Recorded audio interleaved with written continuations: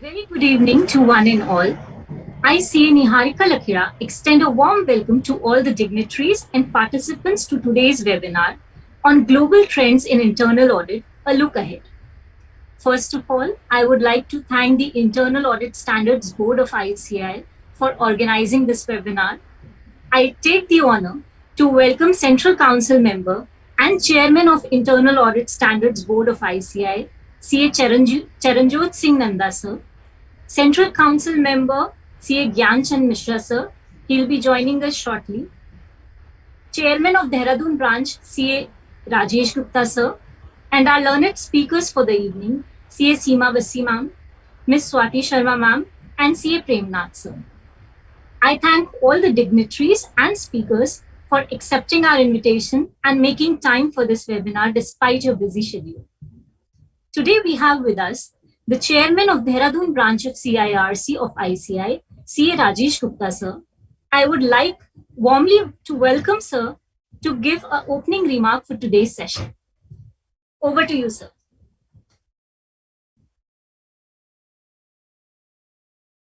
Council member and Chairman Internal Audit Standards Boards of ICI, CA Charanjit Singh Nandaji, respected Central Council member and Vice Chairman Internal Audit Standards Boards of ICI, CA Gyanchand Mishra ji, guest speakers CA Seema Basi ji, Ms. Swati Sharma ji, and CA Premnath ji, members of our fraternity, good evening to all of you. I, CA Rajesh Gupta, on behalf of Dehradun branch of CIRC of ICI, welcome you all to this webinar on global trends in internal audit, a look ahead, and hope that we all shall stand benefited from the deliberations of our seasoned speakers. I especially thank the Chairman and Vice Chairman of Internal Audit Standards Boards of ICI for giving our branch this opportunity to host the present webinar. Thank you, sir. Now I would request CA Niharika ji to further continue with the schedule of webinar. Thank you.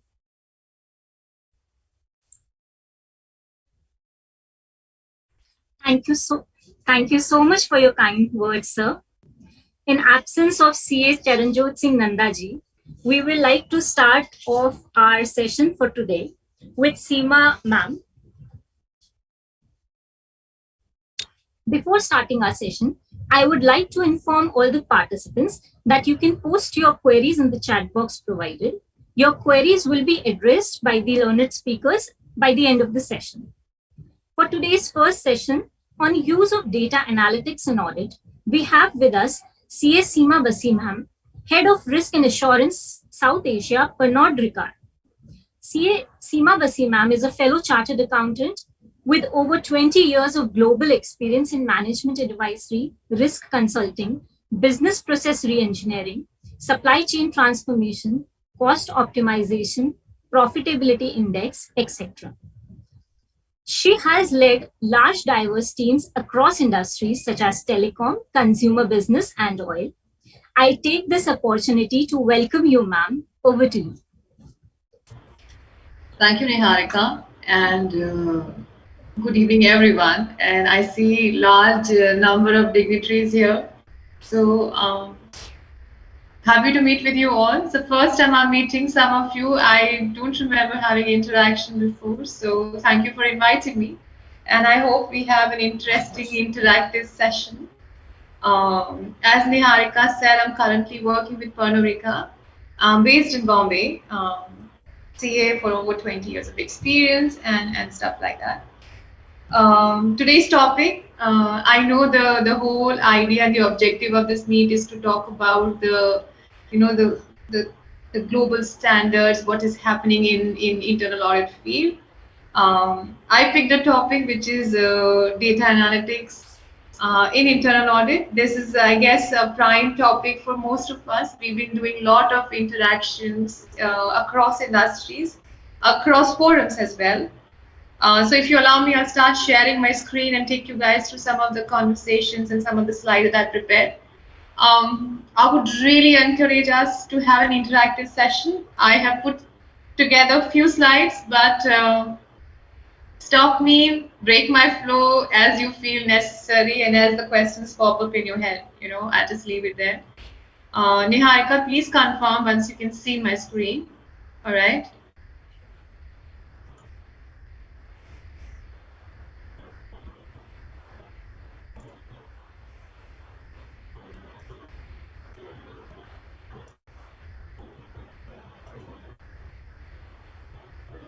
Screen Is is it visible. vis- You can start now.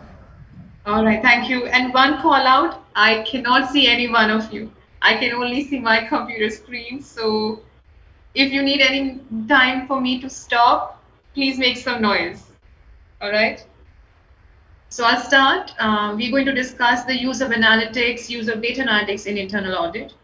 Um, I'm sure most of us have seen that how things have changed post pandemic. I mean, I can talk about what is happening in enterprises, and digital transformation is accelerated across industries, and how businesses are doing their business has changed. But if you look around, even how we operate in our daily lives has changed. I mean, I'm sitting at home and taking this webinar and not having been present in a room with you guys where interactions would happen. So this pandemic has made our lives change in a very, very significant way. Um, the most important thing that is coming out of this is that how organizations want to transform and become more digital savvy. With this, the cyber security risk becomes the topmost risk for us, and it is across industries, across sector. You talk to FMCG, you talk to telecom, you talk to oil and gas. Everyone is saying cyber security. I need to protect my system, and that becomes my top risk. Um, as internal auditors and as internal audit leaders and in the internal audit function, we are expected to have the skills needed and be equipped to provide reasonable assurance on how this digital transformation changes our business processes. There is a lot of disruption, and this is an unprecedented challenge that we have never seen. And every activity is now a data point. If consumer is going to buy, say, a soap at a supermarket, is also being tracked. So that is also a data that is generated and become a big data, and how we can analyze consumer behavior. What can I offer? When can I offer? These are the things that we are tracking at enterprise level, and the risks associated are very new to auditors, to businesses. We don't know how to operate in this.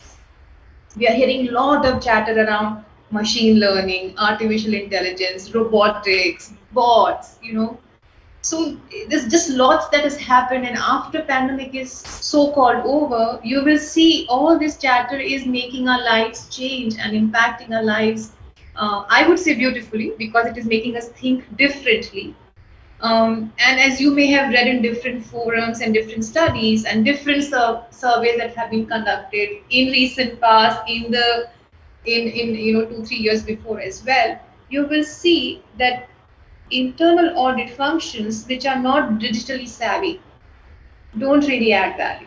So if I put it positively, an internal audit function which is a digital savvy function actually adds bigger value to their stakeholders, helping them make bolder decisions and take better risks, which means I can give data points to my board, to my CEO, to my CFO. What are the decisions they need to make when? What are the risks they can live with? What are the risks they cannot look away from? And that is what an internal audit function can do with the power of data. Okay, so on this slide, I would like to talk about how a traditional audit has been done and what the new age audit or the new data enabled continuous monitoring are we talking about. We all know there are three kinds of internal controls, detective, corrective, and preventive.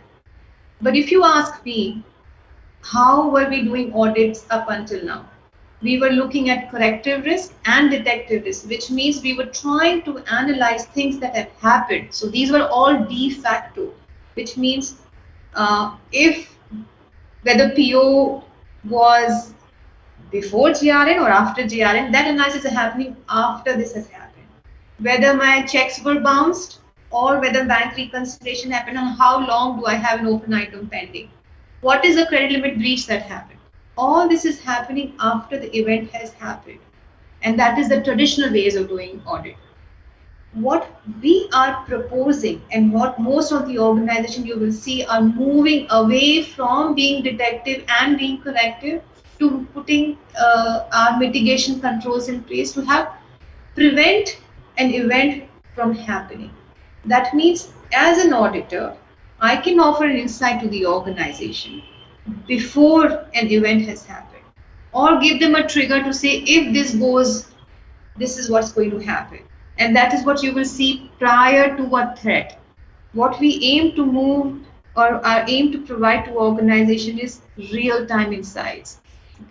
Tell them what is the share of business when it is about to be breached, whether the efficiency of the material, efficiency of the labor is as per my standards or not, or am I breaching the variance, also tolerances, you know. So this is what we aim to provide here, and that is my future. I took a pause in case someone has questions, but I'll move forward. If you ask me today, most of my organizations, when I say the maturity matrix for the data analytics, how internal audit functions are placed on the maturity assessment or the maturity matrix of data analytics. Most of the organization will be sitting between ad hoc use and developing, which means if I have a test of control to be tested, I will use certain data and I will extract the data from the different sources, and I'll start using and analyzing something on Excel. That is very ad hoc, that is very, a particular control based testing that I'm doing. Where I want to reach as an organization, as an internal audit function, is to say my base level controls, my base level foundation is taken care and it is being monitored continuously, and most of it is automated.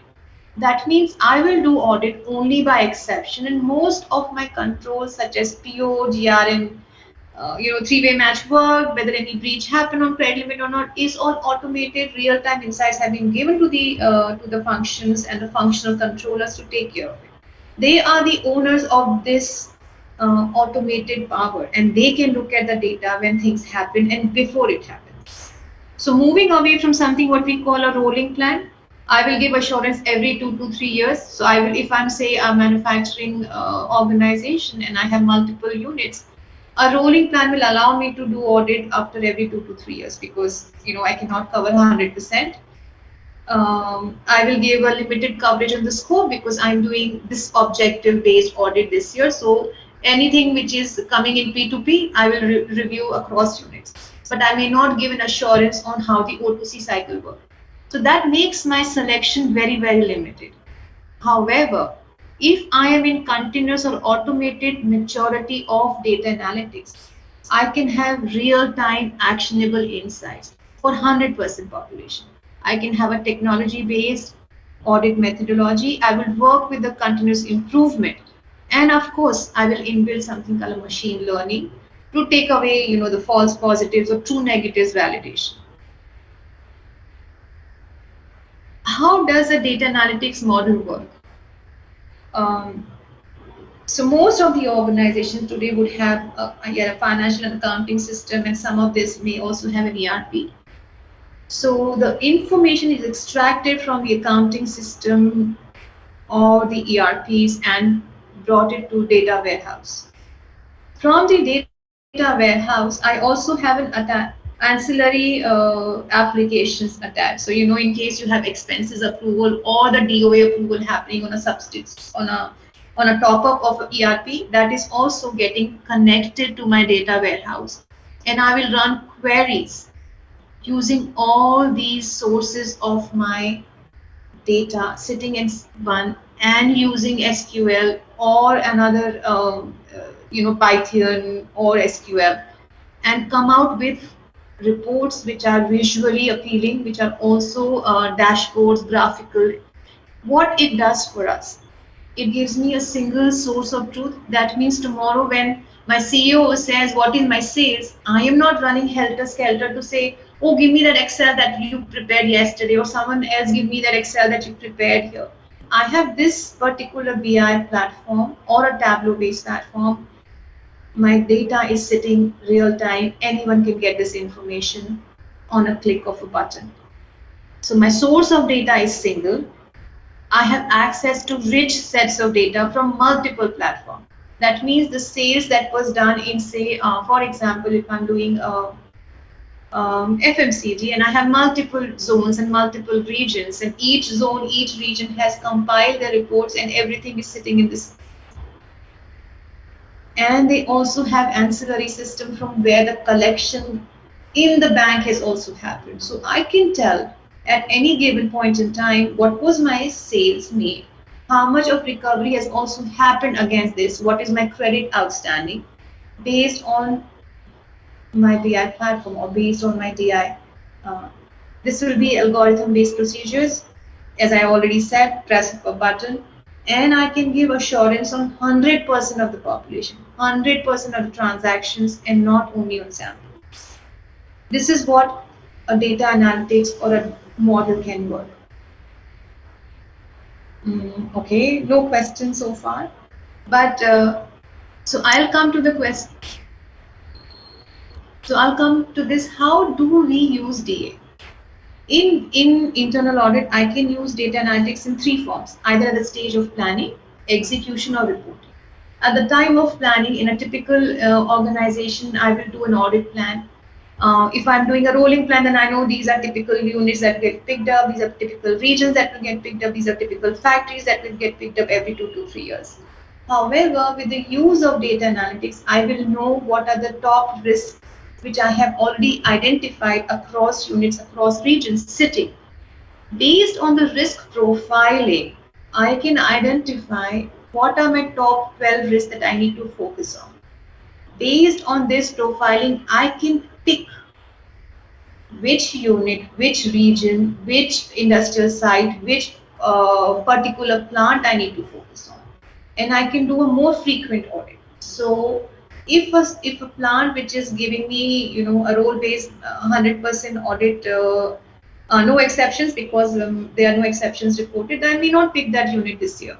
But I have another unit, another industrial site which has far many more exceptions, and I had done an audit last year, but this is a flag or a trigger, an alert, which says, okay, there's something going on here. I can definitely relook at this. And that is how I will plan my calendar of the audits for the year, because there's something which is coming, which is making me uncomfortable, and I can go back. Similarly, if I'm seeing for this year, supply chain seems to be a risk that I need to focus on. There's enough and many data points that I have. So instead of doing an audit which was, say, by the rolling plan coming as corporate finance audit, I may pick a supply chain audit because I have data sets triggers to showcase that this is the top risk for an organization, and I can focus on it. Now I have done the planning. How can I leverage data analytics at the time of execution?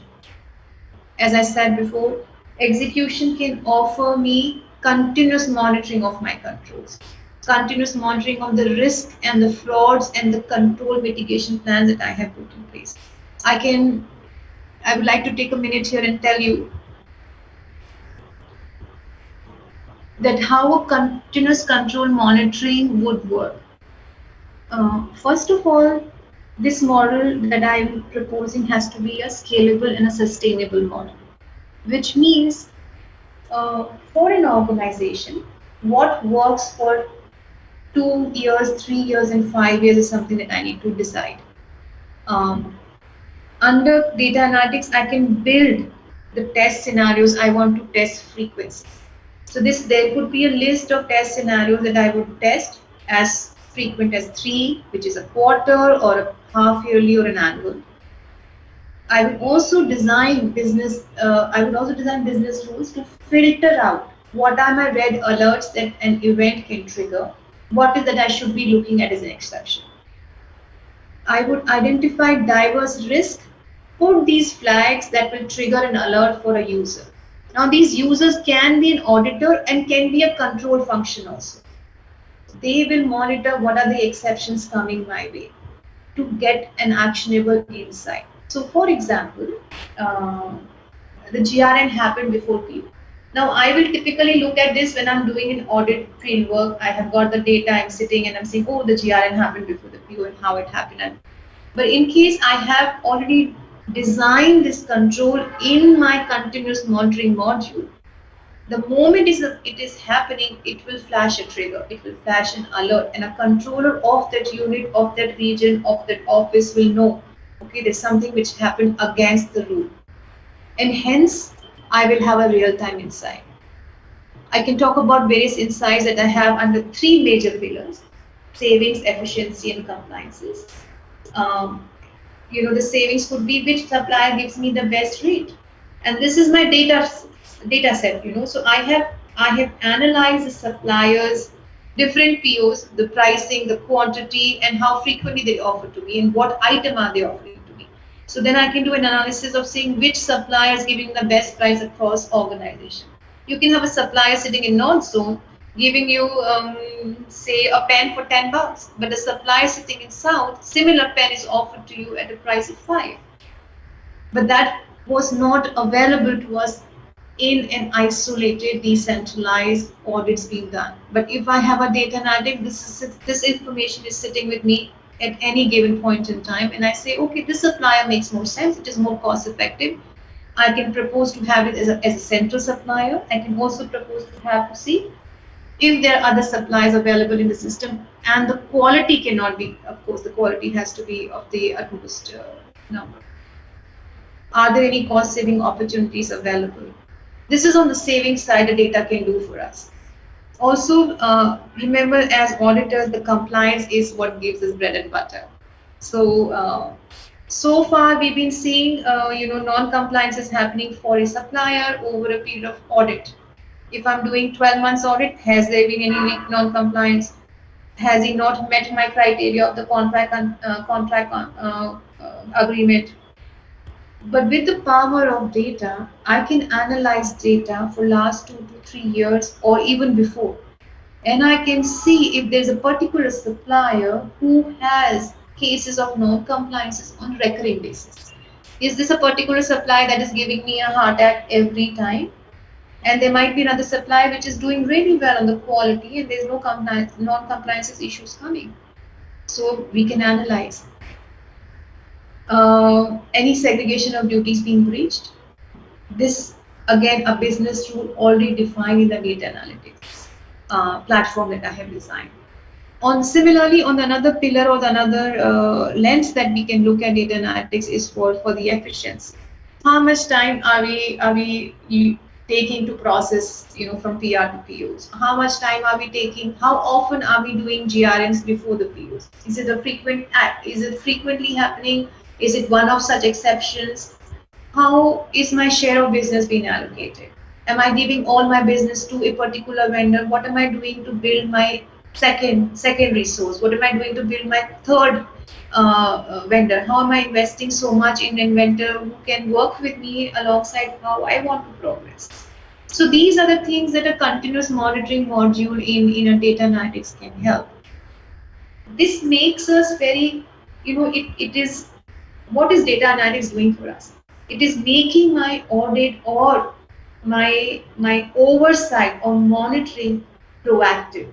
It is giving me matrices led digital real time insights. It is also empowering people on the industrial side and the control function to say and take the right calls before the exception actually happens. And I don't know in how many organizations you will have, but in my organization I worked previously, there are multiple compliance teams, so to say. Someone is doing SOX testing, someone is doing Indian SOX testing, someone is doing French LSF testing, someone is doing another kind of testing. So it is just, audit fatigue is uncalled for. If I have a data analytics and I've already configured these primary controls, whatever testing I have done for a set of principles. So, for example, if INCOFAR needs to be tested, an internal audit team can also look at the same testing being done in the past and the results. And this is not manipulative because this is already done without any human intervention. So it is system-led, system-based, exceptions being thrown. So it will reduce the audit fatigue. It will also try to bring in the synergies of not doing a control tested multiple times at multiple stakeholders. So that was on the execution, how data analytics can be used. The third one is on the reporting, which is once I have identified the exceptions, how do I represent? What do I present to the management? With data analytics, I can create visually um, appealing dashboards which can showcase what are my outstanding issues. So the typically overdue items, corrective actions not being taken on time, how many timelines have expired, that can be showcased to the management, not every quarter, but maybe far more frequently. So as and when how I decide what frequency, I can design such automated dashboards to be published across levels based on what they want to see. How do I manage exceptions real time? What are the root causes of such exceptions? You know, what are the root causes of main primary observation which are sitting in high, medium, low? I can give this reporting to my management on real time. And these are dynamic dashboard. This would be, we can use Tableau or Power BI as I said before. But this is how, this is what the data can do for us. Now coming to the biggest question, as auditors, are we ready? Do we have the skill sets to, to be managing how the organizations have been transformed? Do we know how, what is that management wants from me now? Because if I had been doing my regular traditional audits, my organization has moved on. They are not using the old traditional technology. Everything is real time. Everything is happening at a pace that you and I could not even think about before maybe 2 years. Sitting at home, people using laptops. How crazy is that? That I don't need to go to office every day. I can sit at my home and do it. But if I have to do an audit, whether any breach happened from someone who's sitting in at home, any privacy leak happen, is my private information being leaked? I don't have that. I did not have that skills before. But today, as auditors, I'm expected to have the new skill sets required. So I can not only, you know, comment, or not only can give an assurance of how these digital technologies have come up with a new risk, but I can also leverage technology to report effectively. So there's a two-phase approach that an auditor is required to say. One is to use technology for my own benefit to do better audits, but also to comment on the new risks that have come forth, which was not the case earlier. Like cybersecurity was a risk, maybe not every, like in manufacturing, cybersecurity was not a big risk. But today, when I talk, cybersecurity is a big risk for me. Telecom cybersecurity was a big risk because there's so much data that gets translated in or encrypted on different platforms. So again, most of the sectors have been affected, impacted by the whole change, the transformation, and the speed at which is happening. So now, having said that, that doesn't mean that every auditor is expected to become a data scientist. We don't need to become data scientists. But what we can do, because we are auditors, we understand business logic, and we understand risk and controls like no one else. So what we come with is we offer the business skills, the blend that we offer from the business understanding that we have, and we combine it with the technology skill that we got, or we must get over next 2 to 3 quarters. We also should also understand that what are the new risks that robotics is bringing to the table. If my chatbot, which is working 24 hours by 7 and continuously say working with a customer experience, what is at risk as an auditor? Have I looked at the controls that should be in place when the chatbot is working with a customer? Is the private information, is the PII of the customer is protected even with the chatbots working 24 hours? Are there any breaches happening on the data side? How vulnerable is my chat window? Can someone make an attack on my systems? What is artificial intelligence mean? What is machine learning mean? I don't know as an auditor. Then I may not have that future that organization is looking at me from. But I do understand the business. I understand the logics. So if I can use the same logic with the help of technology, I would have the skill set required. And not to forget an auditor's eye, so we should always remain curious and change ready to learn new technologies. Am I going too fast, Niharika? I have no sound, no noise, so I don't know. Um, you're not going fast, that's fine. All right, okay. So I come to the slide which talks about the conclusion. The conclusion here is that audit functions today are sitting at various stages of maturity curve. Some are at ad hoc basis, some maybe some MNCs and some fast-paced organization and technology-based company may have an audit function which has reached the automation of the continuous monitoring. But most majority piece is sitting between ad hoc and automation. And I'm talking about this chart that I showed. So most of us are here. So that is where we need to focus on. If enterprises are going to move at this speed to do digital transformation, there are new areas that are going to come up. And you will hear words like artificial intelligence, machine learning, robotics plan, blockchain, metaverse, crypto currency, and not to forget the whole new fungible token. What as an auditors we need to do is we have to adapt. We have to use the data for our benefit, adapt to use this transformation and start adding value to the stakeholders. So that is what I have for today. Any questions on the table? Ma'am, we will have the questions at the end of the all the sessions. Oh, okay.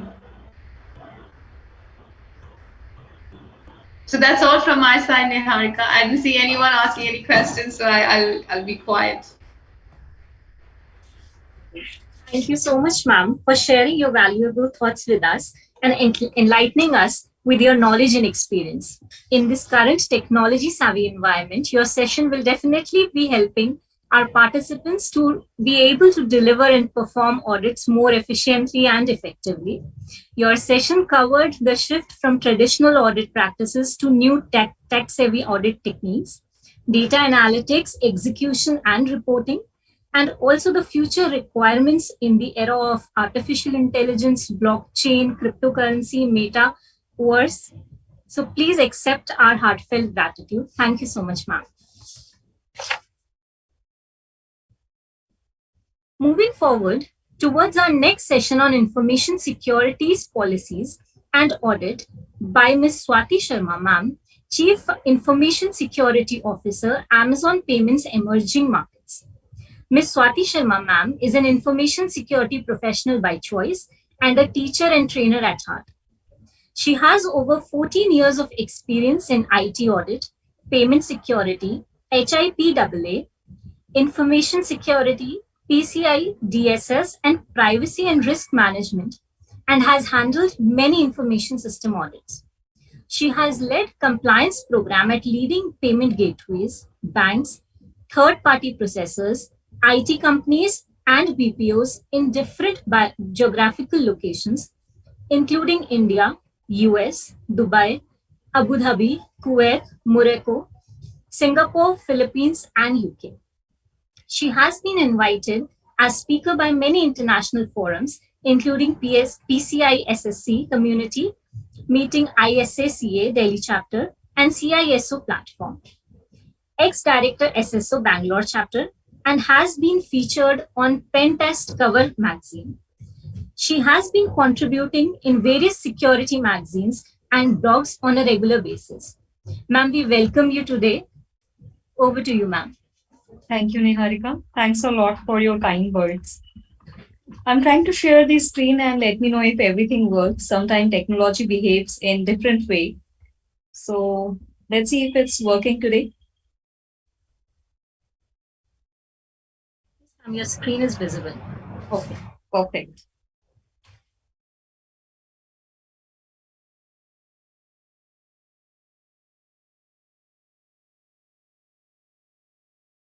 Thank you so much. So in today's session, we are going to talk about information security policies and audit. And while we will discuss about it, we'll see why we are talking about this and why I felt that this is one of the important topic with the audience. I mean, such an intelligent audience like this. So this is the agenda. We'll start with why we are talking about this so that everyone can relate like what they need to pick from the session. And then we'll talk about information security and policies. We'll talk about some of the regional aspects, emerging technologies, and audit aspects. So why we are talking about this? So we know that new technologies are emerging and we like it or we hate it, but for auditors, it has been one of the area which comes as a challenge, right? So you may be prepared with database, right? So traditionally, auditors were coming from the financial background and they have high IQ. They identify the issues very quickly. And with the emerging technologies, they have been applying the logic and they are able to cope up with the technology part as well very well. But this new technology space has been like growing very fast, and I have seen some of the internal audit teams doing fantastic job even in the technology audit and information security audit. So with this new technology space growing, I think it's important that we talk about some of the policy related issues and see how information security policies are impacting the audit function. And when I say audit function, mainly I'm talking about the internal audit right now, but there are some elements which are overlapping with external audits as well. And with technology space growing, the dependency which is growing on the technology, as our previous speaker was talking about that when she was doing business earlier, the manufacturing has lesser issue about the cyber security. But nowadays, even manufacturing industry or traditional industry, which were not dependent on the IT, they are also facing the information security related issues. The cyber security breaches are growing, and cybersecurity risk is one of the core risks for any organization. And information security is now a kind of integral, non-negotiable part of any business. So today, if you have to do business, you have to really think from the security perspective. Otherwise, you can go out of business anytime. And what like data shows that a small and medium sized organization, they go out of business. 60% organizations go out of business because they were not able to cope up with cybersecurity risk or the breaches that they have faced. Internal audit team covering or they need to cover information security as part of their scope at some point of time. They may be utilizing external expertise, they may have in-house expertise, but internal audit team has to focus on the information security as part of their overall audit scope, because information security is impacting the overall financial aspect of the organizations as well. So someone need not to steal money now directly, right? The physical money, they can actually write in a script and put it in database and the money can be swindled, right? So even the financial aspects are impacted with the information security, and internal audit team is focusing on those areas as well. And if you look at the SOX related audits, there have been specific areas which talk about the ITGC controls and some of the information security aspects. And this is still one of the niche areas, highly skilled area. And I know a lot of internal audit teams, they engage with the domain experts for some of these audits, and they utilize the external, internal, in-house expertise to deliver some of these audits as part of their overall audit scope.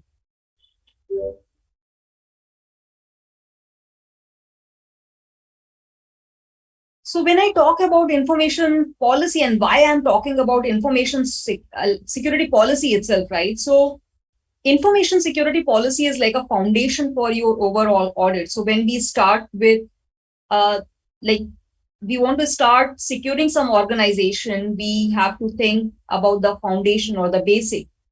Information security is the foundation or building block for those controls. And if someone asks me that, okay, what is exactly information security policy? What do you mean by information security policy? So information security policy is a kind of aggregation of directives, regulations, rules and practice that any organization need to adopt to manage, protect, and distribute the information.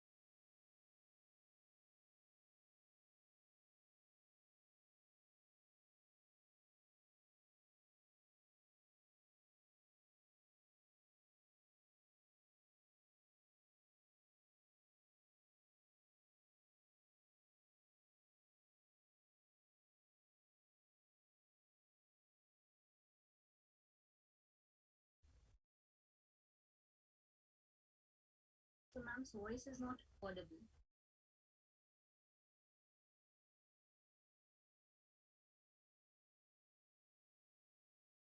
Sabri sir, I think ma'am's voice is not audible.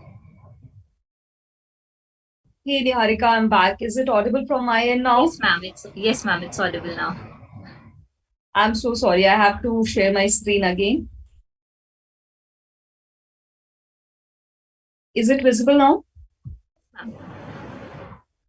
So I'll just start from the type of information security policy. We were talking that information security policy can be any of these three types. Organization policies, which are talking about enterprise related issues which are applicable throughout the organization. Then we have system specific policies which are applicable on a specific system, for example, database security policy or network security policy. Similarly, we have issue specific policies which talk about information security related to specific issues. For example, there may be a policy which talks about password management or critical security patch deployment policies. So there are policies which are applicable in information security space. A lot of people ask me that, Swati, if I'm starting in any organization and they don't have very good foundational information security policy, what should be my source of information? So anytime when you are doubtful about the policy, you can straightforward go to NIST and they have very good framework and policies template that can be utilized in your setup as well. When you are picking the template, please remember that's the template, right? So you may have to kind of customize it to meet your organization need, and you may have to see what elements you want to add, what elements you don't want to add, and you need to eliminate some of the portion from the template to make that policy applicable, relevant for your business context and your environment.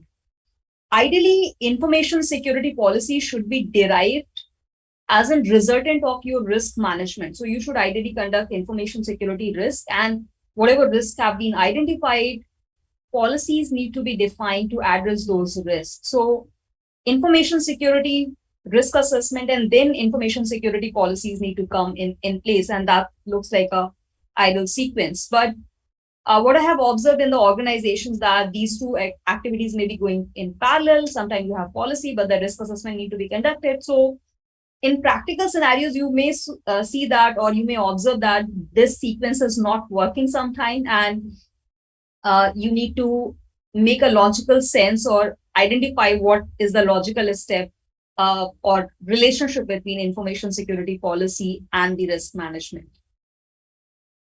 So ideally, what it all should it cover? So when we are talking about any information security policy, it should have clearly defined purpose, and it should very clearly identify why this policy is existing in your organization. In one of the customer discussion when I was actually, so initially my career started in the consulting and audit space, and one of large organization, they were into the travel industry. They asked that, Swati, I think I should have cloud policy, and cloud is like a kind of buzzword in the industry, and we feel that it should be there. So I asked them that, are you using cloud? So they said, no, we are not using cloud. But then I said, okay, if you are not using cloud, and if you have no plans to use cloud, probably it's not relevant right now. But at any point of time, if you're considering cloud to be implemented, definitely you need to do a cloud security risk assessment or a complete risk assessment to identify what are the risks associated with the cloud. And then you have to write or document a corresponding cloud security policy to address those risks that you have identified. So when we are talking about policies, make sure that these information security policies have very clearly identified purpose for your organization. It should clearly identify the audience, like which portion of the org it is covering. It should clearly identify which information security objective it is covering, who is the authority and access control policy related elements which are being addressed through this policy, data classification related elements need to be covered.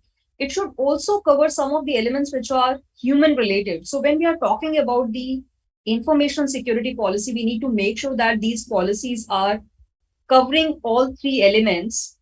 First, it should talk about the confidentiality, integrity, and availability, all three factors. Generally, availability, you may see that goes in the functional aspect, and IT department or the data department can address that, the business application. But any availability factor which is impacted because of cyber security related incident, that comes in the information security policy for sure. And then it should also talk about or address the people process technology aspect in the organization. So your information security policy may not be completed without talking about the people aspect, how people are utilizing this policy, and how they are being made aware about these policies. And whenever you are making any changes or launching a new policy, are they being made aware about this policy? Because if you have documented something very beautiful, but your people are not aware, I think that may create a huge gap, because you have defined something, but people are not following that. And then there are a number of elements that need to be added in this particular policy. This is a kind of basic thing, but I am 100% sure that every organization has different set of requirements where they need to add more elements. It is very important when you are drafting your information security policy, you have taken help of your local lawyers, which can help you in identifying regulation and compliance standards which are applicable for your business, your geography. So what regulation compliance are applicable to you, it depends on what type of data you are dealing with, what type of licenses you have, what type of contractual agreement you have with your customers and your partners, and where you are doing business. For example, if you are doing business in India versus if you are doing business in EU, the regulatory aspects may change, because GDPR is applicable for EU entities where you have to consider a lot about GDPR, while in India, the privacy data protection part is on lower side. I'll not say that it is completely missing, but it's not that focused at this point of time. There are some drafts which are in work in progress state. Similarly, if you're doing business in financial space and you are dealing with certain set of data, for example, credit card information, PCI DSS related policies, compliance standard would be applicable to you.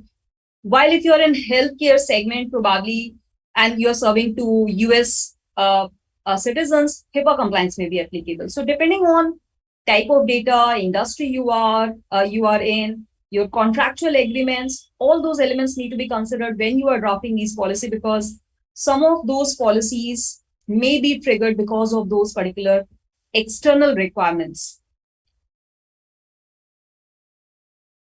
And we have covered some of these regional aspects when I was talking about the regulatory part, but regional aspects are very important when you are drafting these policy.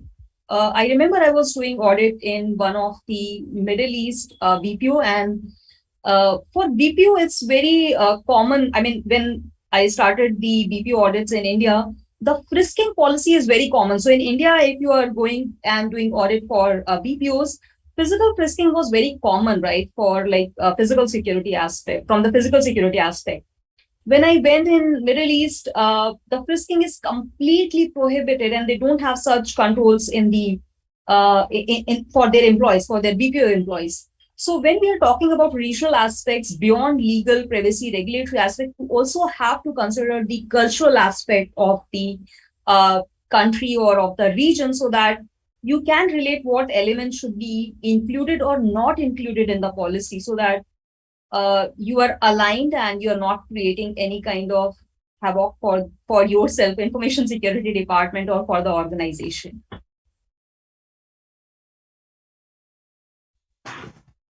For the emerging technologies, I was like listening to our previous speaker. She was talking fantastic about the data analytics part.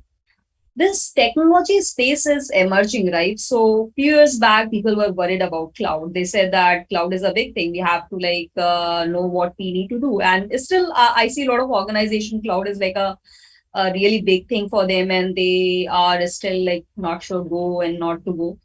Though information security policy should not be technology dependent, and it should be ideally technology neutral.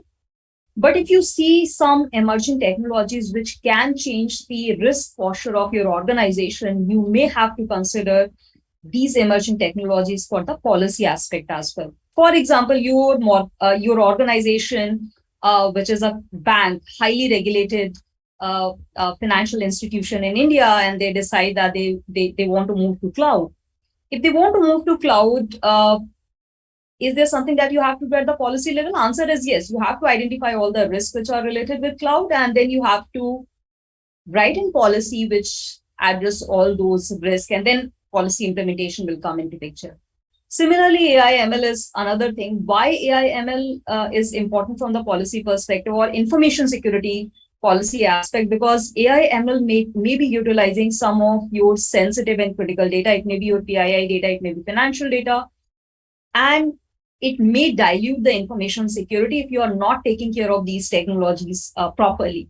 If you are utilizing big data, it may be very good from the analytics and giving you a view of your data, what your data is, but are you taking care of the information security aspect when you are dealing with this new technology or big data? So those elements are critical. You have to consider those elements. Similarly, surveillance and monitoring. For example, an organization is launching a technology where when you go on ATM, your face is your ATM card and you don't have to swipe your ATMs or anything and you can withdraw the money. Good, looks good, right? It looks exciting. You don't have to swipe card. You don't have to worry about people like picking and seeing your you entering PIN. So, but when we are talking about these policy, we are talking about your face, your biometrics being utilized as your authentication parameters. And is there something that you have to worry about the PII aspect? So when we are talking about these technologies growing, you have to also think from the information security angle, and you need to see if you are balancing it. You should not go in the fear side, right? I have seen a lot of organizations which go on extreme side with, I mean, I have seen organizations say everything is good and we don't have to worry about it. And I have seen extreme of the organization which say, see, I'm too worried about these technologies and probably I'll not use these technology. Both sides are bad. You have to understand your business, the data you are dealing with, and these technologies, and you have to balance out that the benefits you are getting, the risk you have with the existing control and setup that you have. Can you address those controls? And when we are talking about these policies will define what controls you can implement and what controls should be implemented in your organization with respect to these technologies. For internal audit side, sometime technology space is growing. These technologies are like coming every day, new technologies coming, and then internal audit team has to relate the technology, information security risk, and they need to perform the audit. What I have realized that in audit space, if you are following the logical step, asking all logical questions, you may get the answer and you will be able to identify the flaws of implementation or something. But if you have to go for additional partnership with the subject domain experts, right, SMEs, I think internal audit team should not shy away in partnering with some of the external or internal experts that they may have. They can also try to learn some of these basics. They need not to be expert in those domains, but if they understand the basics, they can ask logical question and they will get the answer or the observations that they are looking for. I have worked with in my initial career, I was reporting to a person who was actually coming from CA background, and he made his career in information security and he was doing excellent. So even if it's a technology problem, I used to go to him and ask question, and he used to ask logical question, and with those logical question, we had the conclusion. And I have seen that trick works in most of the time.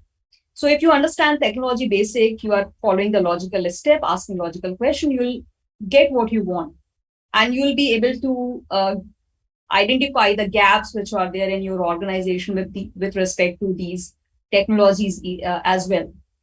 Sometimes people ask me that, is it really needed that I have to understand network security as well, database as well? Today we are using one operating system. Tomorrow we may be using Linux. Tomorrow, and that can change, right? That can keep changing. So do I have to be expert in everything? Answer is no. You don't have to be expert in each and every technology. If you understand basics and following those steps, I think that's good enough. And you need not to worry about if today we are talking about blockchain and tomorrow we start talking about metaverse or something else, right? Okay, so from audit aspects, what exactly need to be done? So information security audit, I mean, I need not to explain what audit is to this community. They are the actually guiding force that what audit should be, and actually information security fraternity is also actually learning from the audit aspect from the financial audit orgs or entities which are doing financial audits. Ideally, it should be a systematic, measurable technology to assess that how organization information security policies are being employed. One thing that we have to remember that from the policies perspective, policies itself are administrative control.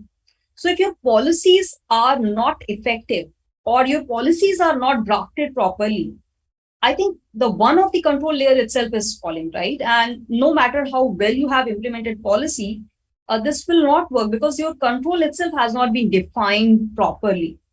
And after defining the dissemination of that, review, maintenance, all that need to be done. Policy itself is administrative control, and that need to be treated, validated, reviewed, audited as control.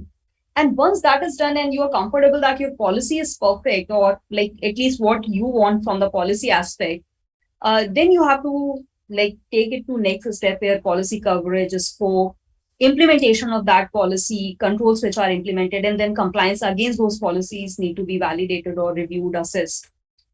And effectiveness of the controls as well as the policy is also something that need to be validated. For example, you may have written an information security policy for the cryptographies, right? You may have written something which talks about hashing of the information. You may have written like hashing should be done, but considering the current threat, are these controls effective? Are these controls working well? The evaluation of the current threat posture and the policy controls you have need to be reviewed and validated on regular interval. And you need to make sure that the current threat space is being addressed or like mitigated with the controls you have defined in your policies. With this, I think the audit aspect is important even in the information security space. And internal audit teams, when they are doing these audits, sometimes techies try to like hide a lot of information, assuming that probably internal audit team may not understand the technology and we can get away with this. But trust me, I have seen internal audit team being smart enough to identify the gaps that technology team or the IT team try to hide away with. Other aspects which are important from the policy perspective, that policies need to be managed properly. Like if you have written a policy, you have to make sure that these policies are being disseminated properly. These policies are being reviewed on regular basis. If there has to be some changes, all those aspects need to be managed properly throughout regularly without any miss. And most of the external internal audit, they make sure that these policies are like written properly, being reviewed, and everything is working as desired. Most of the cases, annual reviews are required for these policies, and version control, making sure the risk assessment results are being addressed in the policy. All that need to be covered there. Policy consultation is another space which is growing, and a lot of organizations have recently started this, that they have one department which provides a kind of interpretation and consultation for the information security policies internally.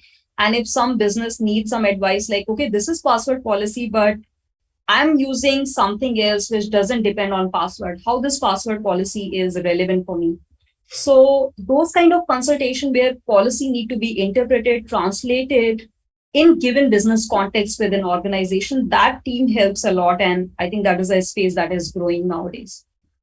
Another space, policy exception. Policy exception is something that when a particular set of technology business cannot implement policy because of legitimate business, legal or technical reason.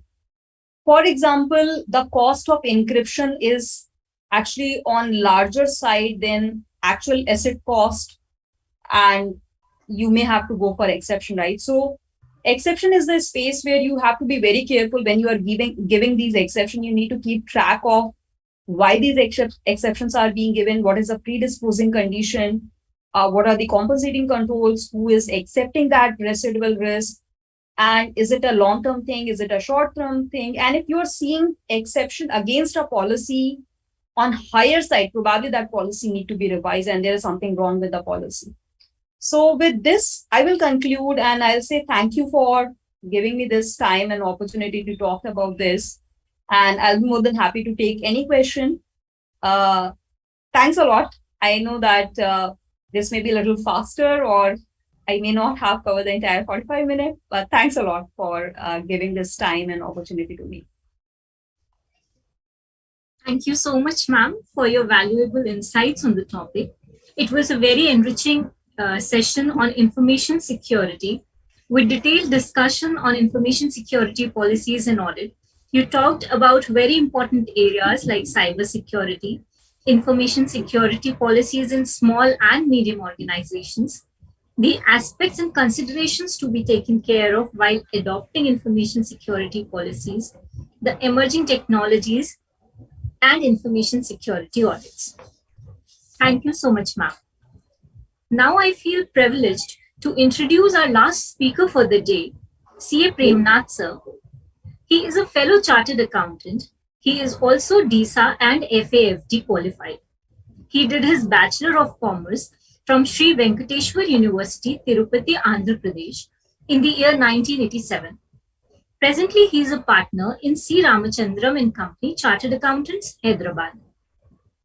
Some of the professional works handled by him are internal, external, and forensic audits of large manufacturing, infrastructure, PSUs, and software companies, central statutory bank audits, branch statutory bank audits, concurrent and revenue audits, income tax representation, including international taxation and transfer pricing, designing and review of standard operating procedures as a part of SAP implementation audit, study, review, and audit of internal financial control of PSU, listed large manufacturing and private limited. Carried out forensic assignments of MNC and large manufacturing companies, has been a peer reviewer and ICAI FRRB technical reviewer, has held many training programs, seminars, conferences at ICAI since the year 2000. He has been a regular speaker on e-filing, XML, XBRL, audit under CBS, and GST. Sir is also a regular visiting faculty at Income Tax Department, Staff College, Hyderabad, GST Central and State Government, Hyderabad on GST Fraud Analytics, C&AG Staff Training, Hyderabad. Sir, we welcome you today. Yeah. Over to you, sir. Right. Thank you. Thank you. Yeah. Thank you very much, madam, for your kind words of introduction. I hope my voice level is audible. Yes, sir, you are audible, sir. Thank you. Thank you, madam. So at the outset, I thank the Auditing Standards Board for giving me this fantastic opportunity on the subject, which is very relevant at this point of time. And when Sir Nanda sir has given me a liberty to choose a topic of my own, which is relevant, and then Sir has given me liberty to coin whatever best for the current trend, and I'm happy to coin it as the topic as internal audit and its relevance in the corporate governance. So thank you very much. And I was listening to the earlier speaker, madam was very much talking on the policy matters. So the policy matters and all, I just cover up through the formal presentation to have a control and just using the formal presentation. Let me just share it.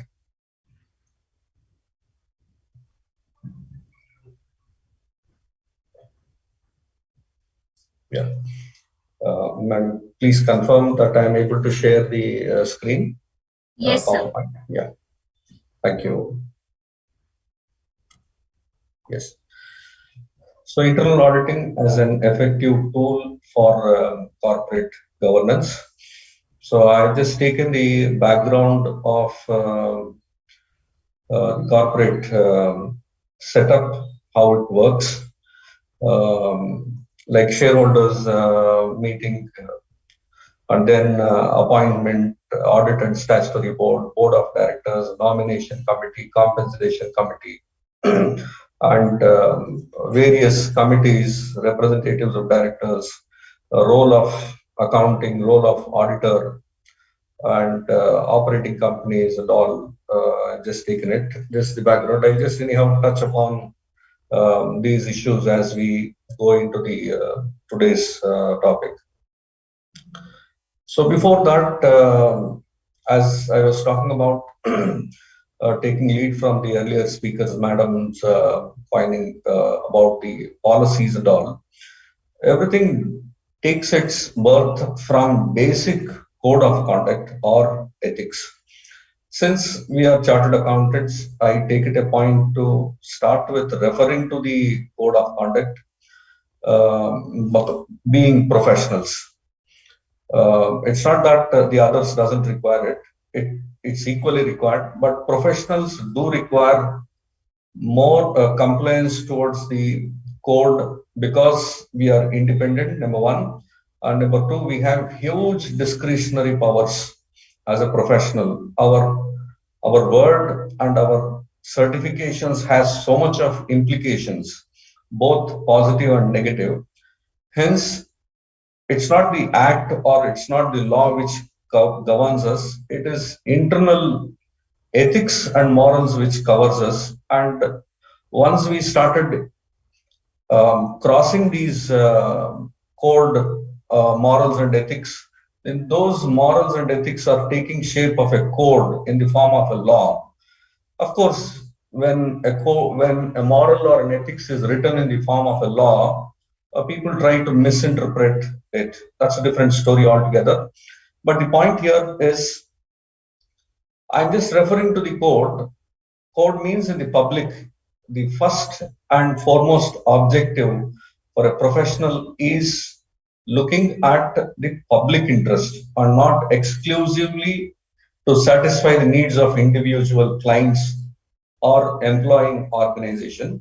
First thing is we need to act on a public interest with the code says we need to comply with. I need to comply with what? I need to comply with standards. What standards? Those are the standards of ethical, standards of technical, and standards of professional. These three standards I need to keep complying as long as I'm professional wherever it is. Even if I am filing an income tax return of a salaried employee, still I need to comply with ethical, technical, and professional. That's what the DC proceedings all along, the cases of DC proceedings talk about. Okay, having said, I'll just relate this. It's not the chartered accountant alone needs to comply with, everyone needs to comply. That is, even the business community needs to comply with this code because they have again a huge discretionary power to create value for them as well as to the nation. Okay, looking at that, I just try to put all this into one form called as Dharmo Rakshati Rakshitaha, meaning comply ICI code the Dharma. The code will protect the professionals and professionalism. This is what even Bhagavad Gita talks about. So I'll just start with only one Karmanye Vadikaraste Ma Paleshu Kadachanam Ma Karma Palahetu Bhumate Sangoste Karmani.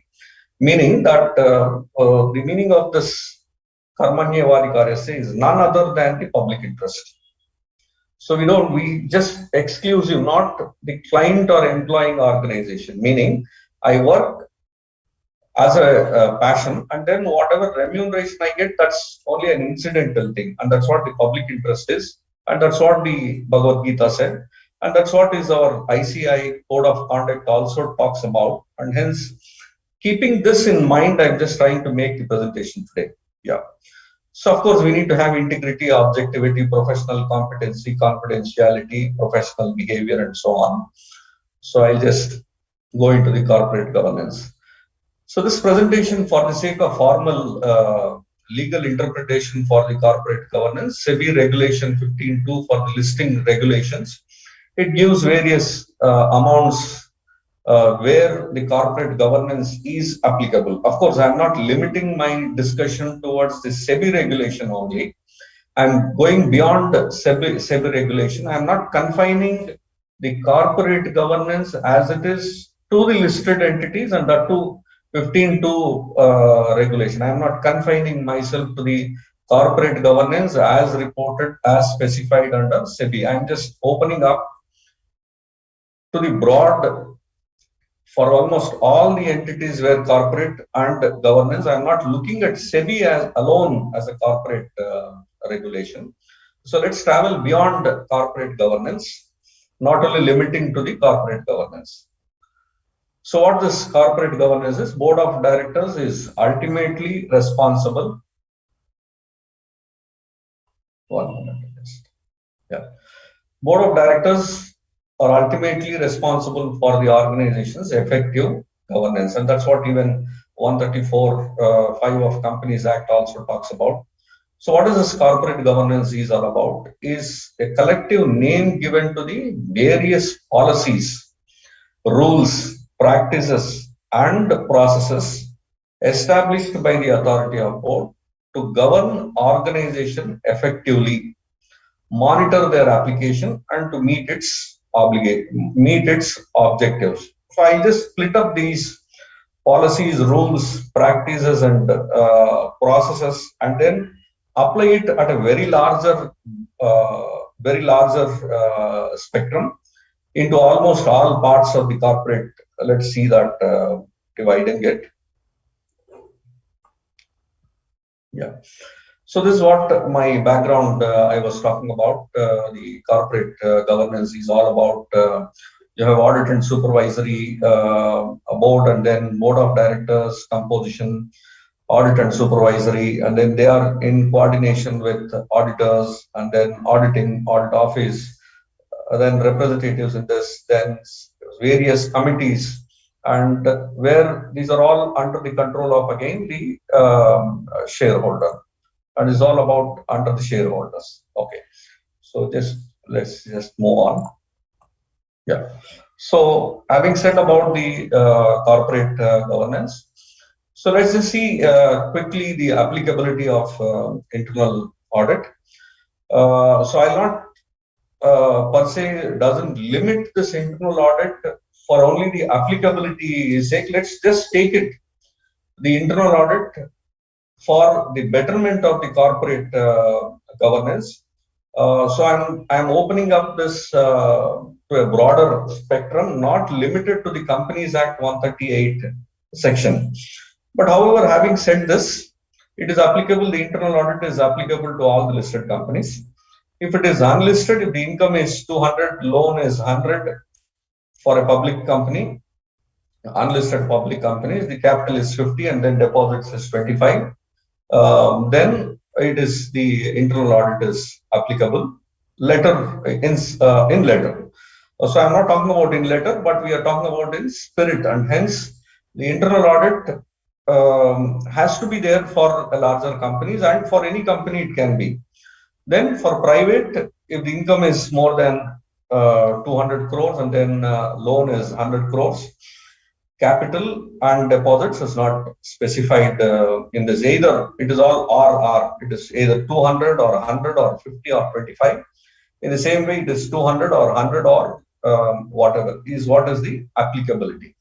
Why I'm very specifically talking about these is while going forward, we have seen that we all know that there are 3 lakh crores of banking frauds, 3 lakh crores, a huge amount of 3 lakh crores of banking fraud, which is declared, which is known, and the amount is in the public domain. This 3 lakh crores of public of banking frauds, or 80% of them are from the corporates. 80% of these frauds are from the corporate. And if it is corporate and the magnitude is so much, meaning that the internal audit function has miserably failed. Not only that, the corporate governance system also has miserably failed in all these 3 lakh crores, meaning I'm not, for a moment, let's not confine our discussion to the SEBI listed entities from the corporate governance point of view. my presentation from the corporate governance point of view is the way in which the board is governing it. From that point of view, I'm just making it, meaning that there is the 3 lakh crores of banking money which is evaporated, which are 80 or 90% of them is from the list corporate companies again, where corporate governance has failed and the internal audit system also has failed miserably. And that's where we are trying to look at how best we can take it forward. Then coming forward again. So what is this internal audit all about? Though it is all known to everyone, so that I'm just trying to make a formal presentation here so that we can link it to the rest of the slides. So internal audit is an audit independent management function which involves continuous and critical appraisal of functions of an entity with a view to suggest improvements thereto and add value to and strengthen the overall governance mechanism of the entity, including entity strategic risk management, internal control system. Internal audit therefore provides assurance that there is a transparency in the reporting as a part of good governance. So, as of today, internal audit undeniably is the backbone of sound corporate governance system. So I take it back again to that 3 lakh crores of banking fraud. Not only that banking fraud, there is enormous amount of various frauds involved in it other than the banking frauds. So it's easy to relate it to banking frauds, hence I'm just referring to the banking fraud. Meaning, when we say that 3 lakh crores of banking fraud, whether the internal audit system continuously and critical appraisal was not functioning of the entity, and no suggestions were made for improvement and value addition to strengthen the overall governing mechanism in the entity in all those 3 lakh crores of banking fraud. And the entity's strategic risk management and internal control system was not effective, and hence it has resulted in 3 lakh crores of banking fraud. Remember here, I've taken the example of banking fraud because on one side there is a borrower and on the other side there is a regulator, there is a bank lender, meaning the corporate governance, the internal audit mechanism has failed in the borrower side and it has failed at the lender side equally. And if not, that magnitude would not have occurred. Meaning, what I'm saying here is the definition for the internal audit, where it says continuous and critical appraisal, was not there. Improvements was not there. Strengthening and governing appraisal system was not there. Risk management was not there. And hence, the sound corporate governance mechanism, both at the borrower side and at the lender side, was failed miserably, wherein people started talking about even on the third side. On the third side, one side is the borrower, on the other side is the lender. On the third side, it's the chartered account, it's the auditor, maybe it is an internal audit or whatever it is, chartered accountant or the internal audit department has also failed in preventing such a big magnitude. Hence, we are discussing this issue now. Okay. So furthermore, relevance to the internal audit can give additional value by including reviews of organization procedure in such as corporate culture. Then how an organization first identifies and then chooses how to manage the risks, meaning risk identification processes, sustainability, cyber security, business planning, geopolitical risk. And I strongly suggest or recommend that the internal audit function should go deeper into the corporate governance mechanism, the way in which policies at all are drafted, implemented, and so on and so on. Meaning the corporate culture, very less companies allow an internal auditor to talk about the corporate culture, to talk about the, of course, the risks and all, sustainability, cyber security, business planning, and geopolitical. Yes, the scope Having said that, it is independent management function. We have just referred here. It is independent management function, meaning the scope is so wide that if you have a sound corporate governance system, then it will allow the internal auditor to look into the corporate culture. It will allow the internal auditor to look into sustainability, cybersecurity, business planning, and geopolitical risks.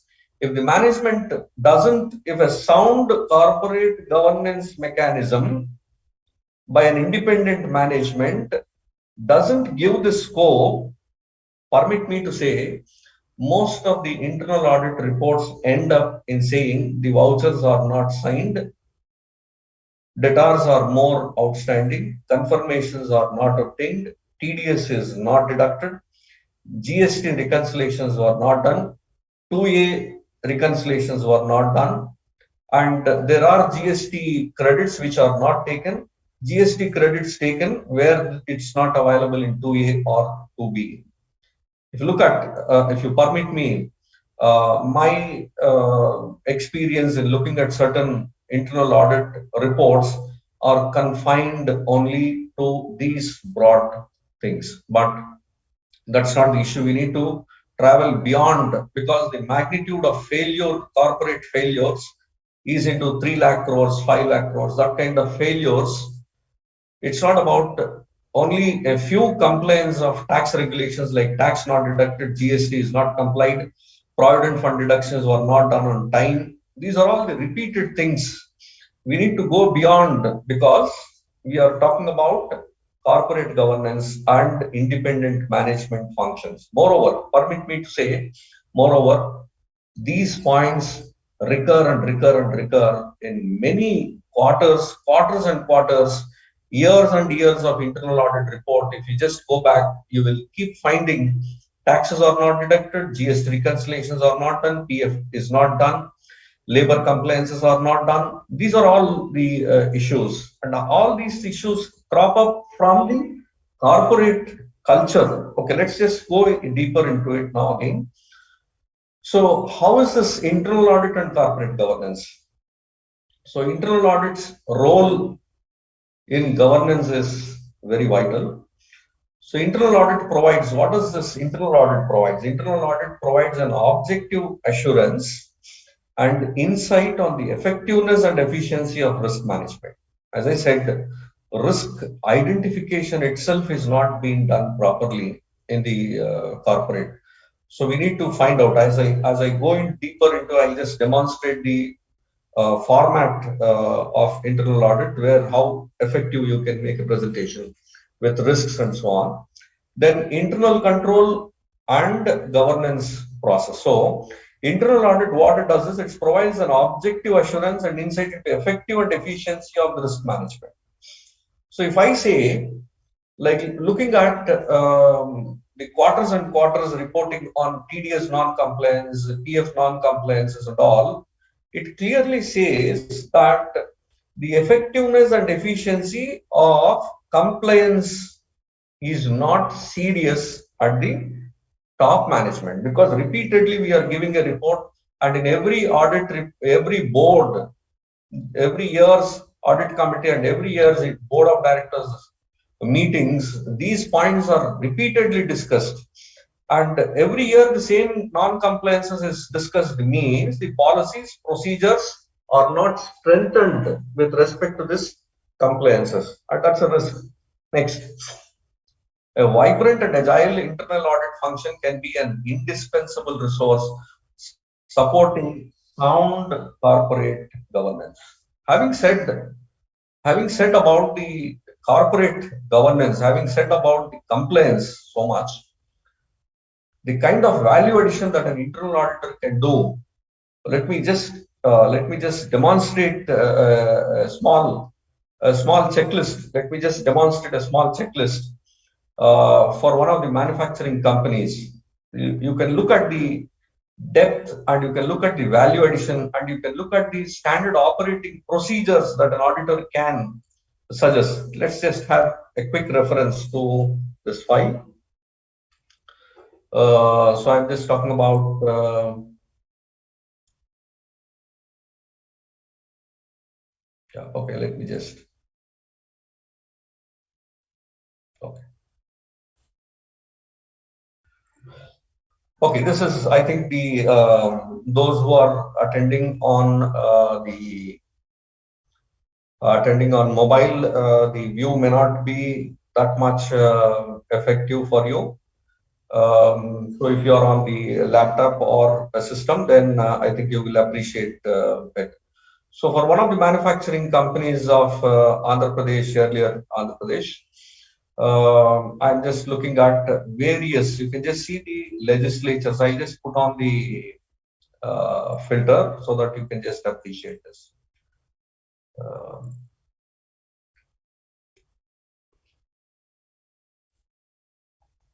Yeah. So these are various acts.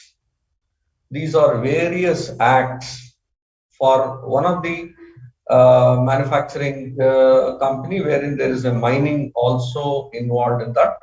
I think you can just see the kind of regulations that a company has to comply with.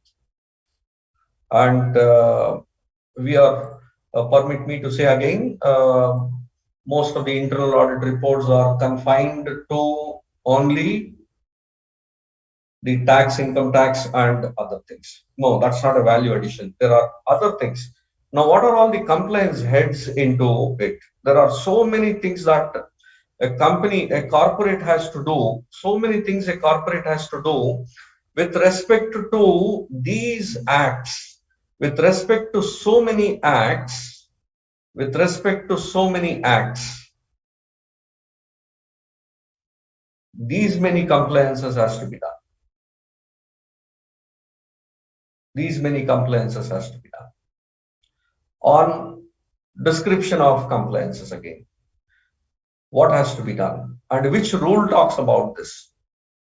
Which rule talks about all these? Then, so what compliance type is it? Is this compliant is an event based? The moment tax is deducted, the moment you buy a vehicle, the moment you explore something, is it an event based or is it an ongoing every quarter, every month, every quarterly, every half yearly, every year ongoing or a time based? When and when this rule has to be complied, when you have to do this. So compliance frequency, half yearly, monthly, quarterly, or yearly. Each rule, what is the criteria for it? Whether it is applicable or not. Then comes which is the Bear Act. Now, if I have a doubt, how do I take this? Which Bear Act rule it is? So, what are the penalty types? Compoundable or non-compoundable? Now, what is the description of penalty? For each non-compliance, then when is the due date? When is the due date for it? Then proof of compliance, whether it is being done or not, these are all compliances required. Meaning, now, unless board, what is that we were saying here? It is a sound corporate governance system wherein an independent management function, unless authorizes the internal auditor as a scope to find out what are all the various compliances that they need to do it. Now, whether the scope is fixed by the auditor or the scope is fixed by the board or who fixes this? Permit me to say again, to my understanding, we have seen that it is the internal auditor who says, sir, I will cover this, I will cover this, I will cover this. Scope is given by the internal auditor. And if scope is given by the internal auditor, then how can it be an independent management function? And how can it be a sound corporate management governance system? So what I say is, if an internal auditor, if a sound corporate governance system gives a scope and demands what they wanted. And that's what I'm saying. The internal audit and the corporate governance are two parallel lines on which a train kind of a business runs. If internal audit system fails, the train will derail. If the corporate governance fails, the train will derail, meaning the train of business which runs on the parallel lines track, where on one line it is internal audit, on the other parallel line is corporate governance. So to explain that, I've just taken this example here, and how many compliances as a list. If I can just look at the last row, it is 2,191 regulations. This was an old, maybe 2 years old, document. Maybe the recent things have to be updated again to all these things. Okay. Having said this, the viewers may start asking me, how do I get the list of laws that these companies has to find out? How do I get the list of it? Right. Say, for example, for software companies, how do I know? For pharmaceutical companies, how do I know? Because I'm a chartered accountant, not in touch with all those rules and all. I'm not an advocate. Okay, understood. Having said, what is the best way where I can get a very quick reference of various laws that are applicable to various businesses? I say it is a SEBI's website. It's a SEBI's website. Go to the prospectus. Like say, for example, today I'm appointed as an internal auditor of a software company. I want to know the various regulations. So go to the SEBI website, download the software company's prospectus, and in that there is one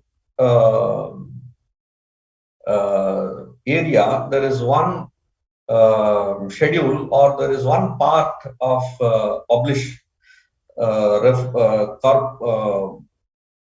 prospectus, wherein you will find the laws and regulations that has to be governed, and then in that part of the disclosure you will find various laws that a software company has to comply with. Okay, now how do I rely on that document? Is it full and complete? Yes.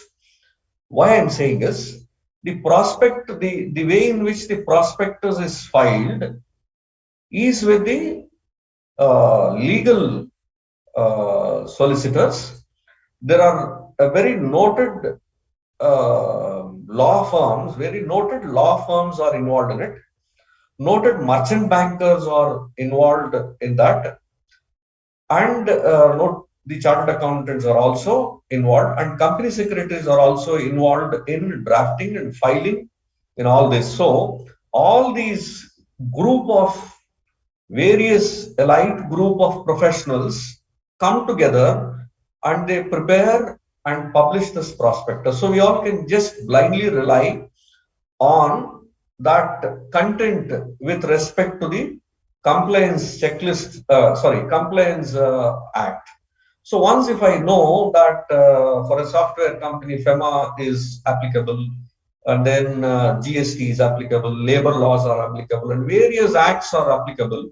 Once if I know, I myself can prepare a detailed list like this, and then this is a value addition to the corporates, and that's what we have said. What is internal audit function is about a value addition. Here we have said that suggest, improve thereto, and add value to and strengthen overall governance mechanism of the entity. Meaning, I'm not only looking at GST non-compliance and in TDS non-compliance and provident fund non-compliances. I'm going beyond that, and then I'm just trying to give value addition by preparing various compliances. And I've also said the source of that, very easy source of that is, if say for example, a pharmaceutical company, go back to the SEBI, download the pharmaceutical. Hospitals, take out the hospital listed companies prospectus, take out the hotels, take out the tourism, take out the manufacturing, take out the automobiles and whatnot you can. So that's how we can give a value addition. Just having said this, I'll just close this for a while and then let me just come back to our presentation. Yeah. So just moving forward. So internal controls. So we said here it is all about internal audit and internal controls, effective risk management. So where it can have a risk. If I can just make out a quick here a presentation here, a diagrammatic presentation. This is a company. And this company has interactions with all these guys, all these you call it as stakeholders, and all these stakeholders. So at all these places, at all these interactions, there needs to be a standard operating procedures. What are all those standard operating procedures? I'll just discuss when I come to the next slide. But here, so there needs to be a standard operating procedures at every interaction by a company with all this. And the standard operating procedures are none other than the internal controls. The standard operating procedures are designed taking the risks, in all these interactions, considering various risks in all these interactions. A standard operating procedure is designed, and the standard operating procedures are none other than the internal controls at various. So, what kind of risks there can be? There can be when owner, management with company and stakeholders, the kind of risks that can be insider trading, related party transactions, accounts misstatements and security frauds are possible in this interaction. So for this, what kind of standard operating procedures needs to be there? What kind of policies, procedures, rules, methods, which are as a part of internal controls needs to be there is a big issue. Similarly, company and competitors, company and government, company and employees, company and insurance, company and vendors and suppliers, company and third party. What kind of risks that can be? There can be competitors, there can be intellectual property, employee bribery, tax evasion, employees tax account padding, embezzlement, theft, IP, property, theft of IP, false claims, vendor and supplier is short shipment, double billing, and so on and so on and so on. So in all these interactions, risk can be, and to mitigate the risk, there needs to be an internal controls, and those internal controls are none other than the standard operating procedures. And this is what, and in this process, there can be various laws and regulations coming in this. And as long as there are various laws and regulations coming into this, here the owners and stakeholders, there are insider trading, SEBI, various companies act, and in all these things, what compliances needs to be done, what presentations has to be done, what forms has to be done, is what has to be defined by a sound management, and the internal auditor has to involve and contribute into all these issues. Coming back again.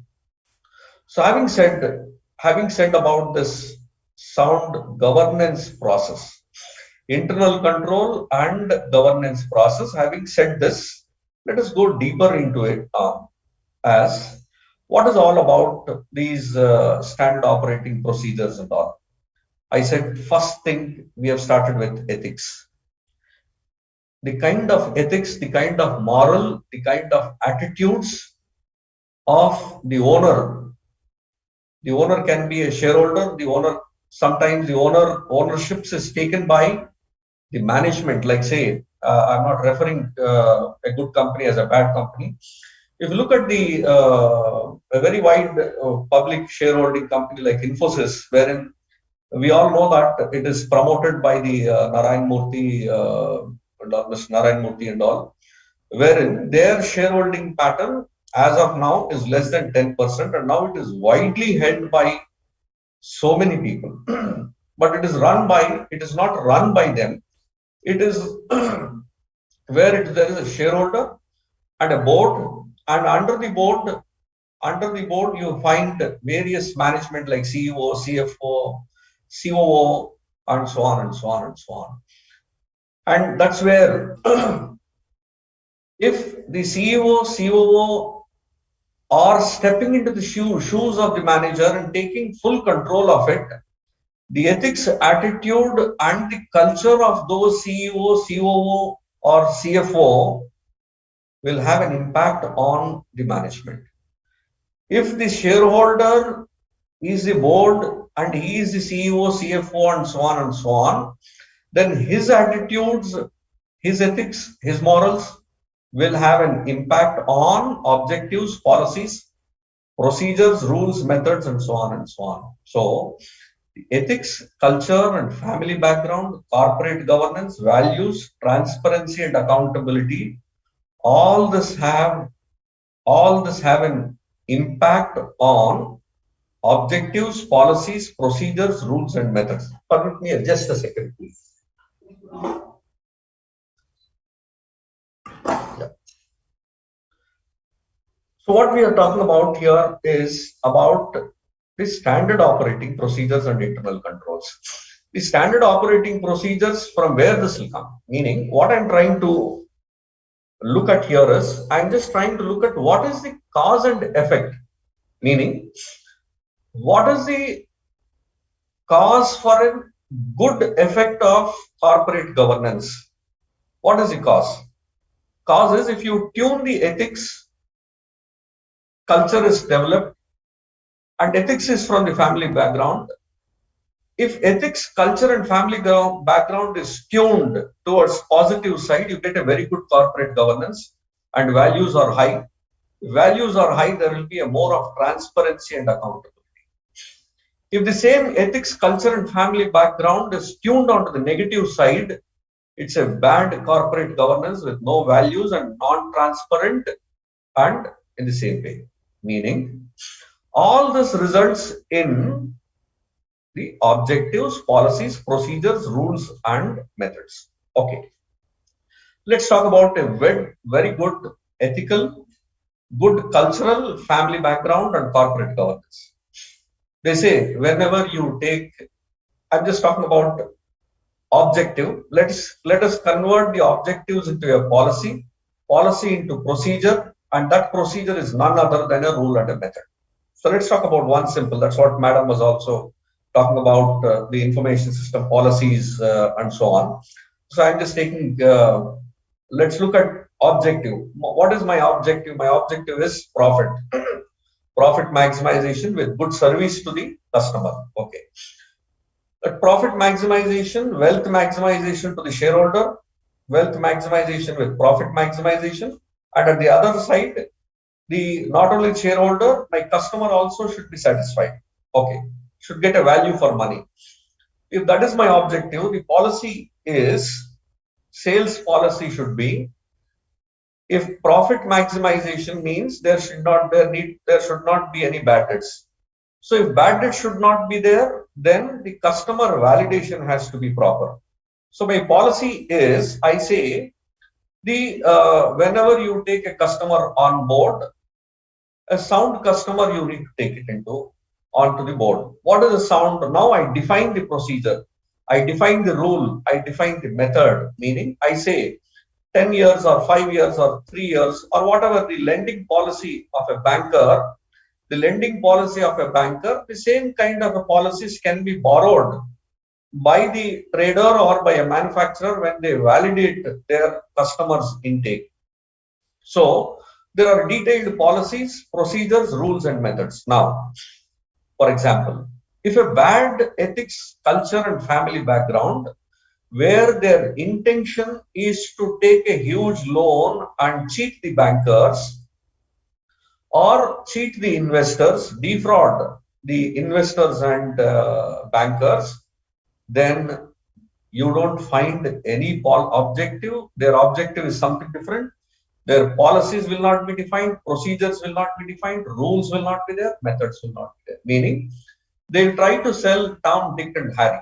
Meaning, if you look at those cases, what I was referring to, 3 lakh crores of banking fraud, in all of these cases, there were dummy sales made. This is what the dummy sales were made. The customers short shipment. The vendors were not identified. The vendors were dummy. The customers were dummy. Sales were dummy. Reason is the ethics, culture, and family background. The objectives, policies, and procedures, rules, and methods. Meaning, while I talk about the standard operating procedures and internal controls, which are none other than the standard operating procedures, if those policies, rules, methods, and procedures are weak, that indicate cause and effect. I'm talking about the cause and effect. If these policies, procedures, rules, and methods are weak, that will automatically reflect this. Meaning, face is the index. We all know this slogan saying that face is an index of mind. Meaning, if the way in which the transactions are carried out, the way in which the transactions are recorded, the way in which the financial statements are presented, that indicate the ethical values of the corporate governance or of the person who is controlling those. There can be a shareholder, but it is majority operations are run by the board, and some of it is, and some cases it is run by board, and some cases it is run by the CEO, the management. So whoever is the monopoly there, whoever is having a full control, they run it. Coming back again, all these rules, methods, policies, and procedures and methods will have an impact on transactions, recording, bookkeeping, summation, classification, MIS reporting, compliance, standards, true and fair presentation, and so on and so on. And all these things today are run by the information systems. So again, the cultural effect will have the cultural effect which is having on objectives. The objectives effect is there on the transaction recording, bookkeeping, financial statements, and MIS. And since all these things are today happening under the information system presentation, under the information systems, the policies and procedures, what Madam was talking about on information systems, IT, application software, network capacity planning, automation, system security, disaster recovery, data center management, all these things have an impact on this. Since today, invariably, everyone is working on information systems, and ethics have an impact on objectives. Objectives have impact on information system, and this information system has an impact on this transactions. And these are all the areas which a chartered accountant is looking at. And this is an area where we look as an internal audit. 90% of this is taken as a base.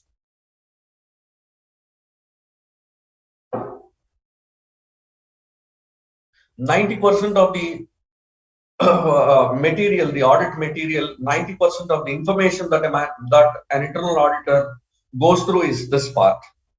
As I said, face is the index of mind, and these transactions with a proper professional skepticism, if it is viewed, analyzed, carried out with the auditing standards, then we can drill down to and land up in ethics, culture, and family background and corporate governance. Meaning, I say this is a base which I, as an internal audit information, I seek this information. And I also look at the information systems, because this information system is processing this. If this two is an index, if these two things reflect the corporate governance, and that's what I said here, internal audit and corporate governance go together. And hence I say, if I look at these two things, this will talk about what I am. I'm talking about cause and effect. Let's not forget, I'm looking at the cause and effect, because if it is the cause which is affecting good or bad management. So if you want to have a good management, and that's what we were talking about here as an effective, objective assurance into the effectiveness and efficiency of risk management, effectiveness and efficiency of governance process, effectiveness and efficiency of governance process comes out from these two. Meaning, if I read this properly with proper professional skepticism, read with again auditing standards on analytical procedures, then confirmations, then professional skepticism, then internal control study, all these things will result in this ethical background at all. And that will point out the way in which this is going on. And that's what I said here. The internal audit function should necessarily reflect, should go into the scope of these areas. Not only confining ourselves to TDS not deducted, GST not complied, Provident Fund not complied. We are not going into that, because that is anyhow complied with.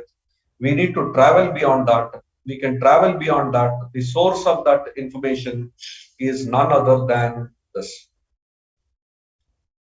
And of course, we cannot disregard the external environment.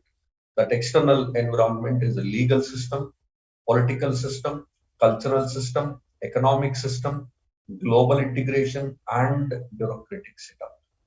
Yes, we cannot ignore this, and this will have a huge impact on the ethic, cultural, family background, which will be. So that is what we have said somewhere here. It is the geopolitical risks which we need to take into account. And that's what we need to say. Having understood this, like if you're looking at the environmental, external environmental, legal, political systems and all, if I'm into a mining area, if I'm into infrastructure development like huge roadways, 6-lane, 8-lane national highway, roads and bridges, ports, mining and all, those are all with so much of legal, political systems. And the legal and political system, we all know that the legal system today, you have something like compliances. We have just now seen the compliances of 2,199 rows of compliance.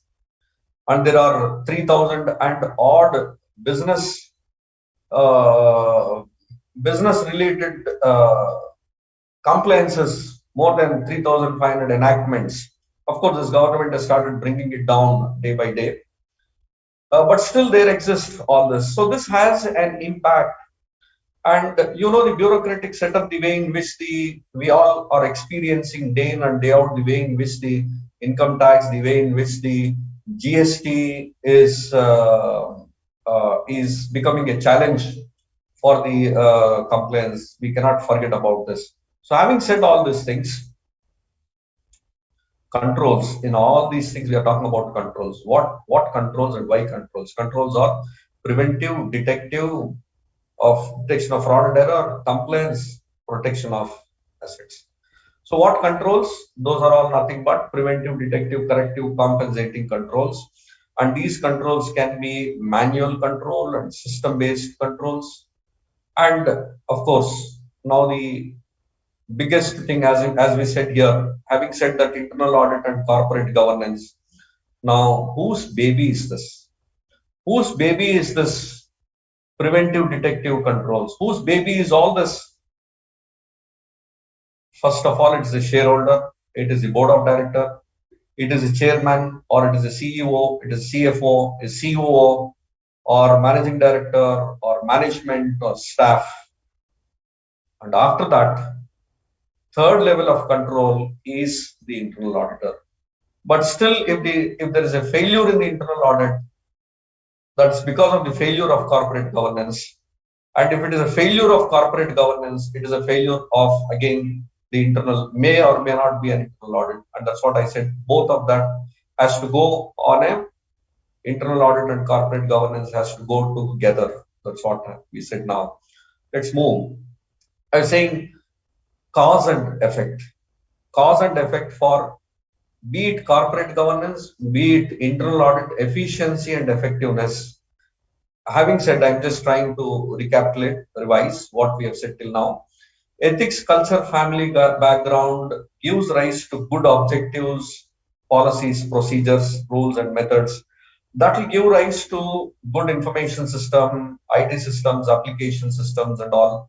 That will give rise to a transparent transaction recording, bookkeeping, summation, classification, MIS reporting, compliance standards, and so on and so on. We all know that. We all know. Most of us are the bank auditors. We know the way in which the MIS reports, the way we are all victims of bank audits, where the MIS reports are not properly shared with the auditor, shared with the concurrent auditor or the external auditor or any audit.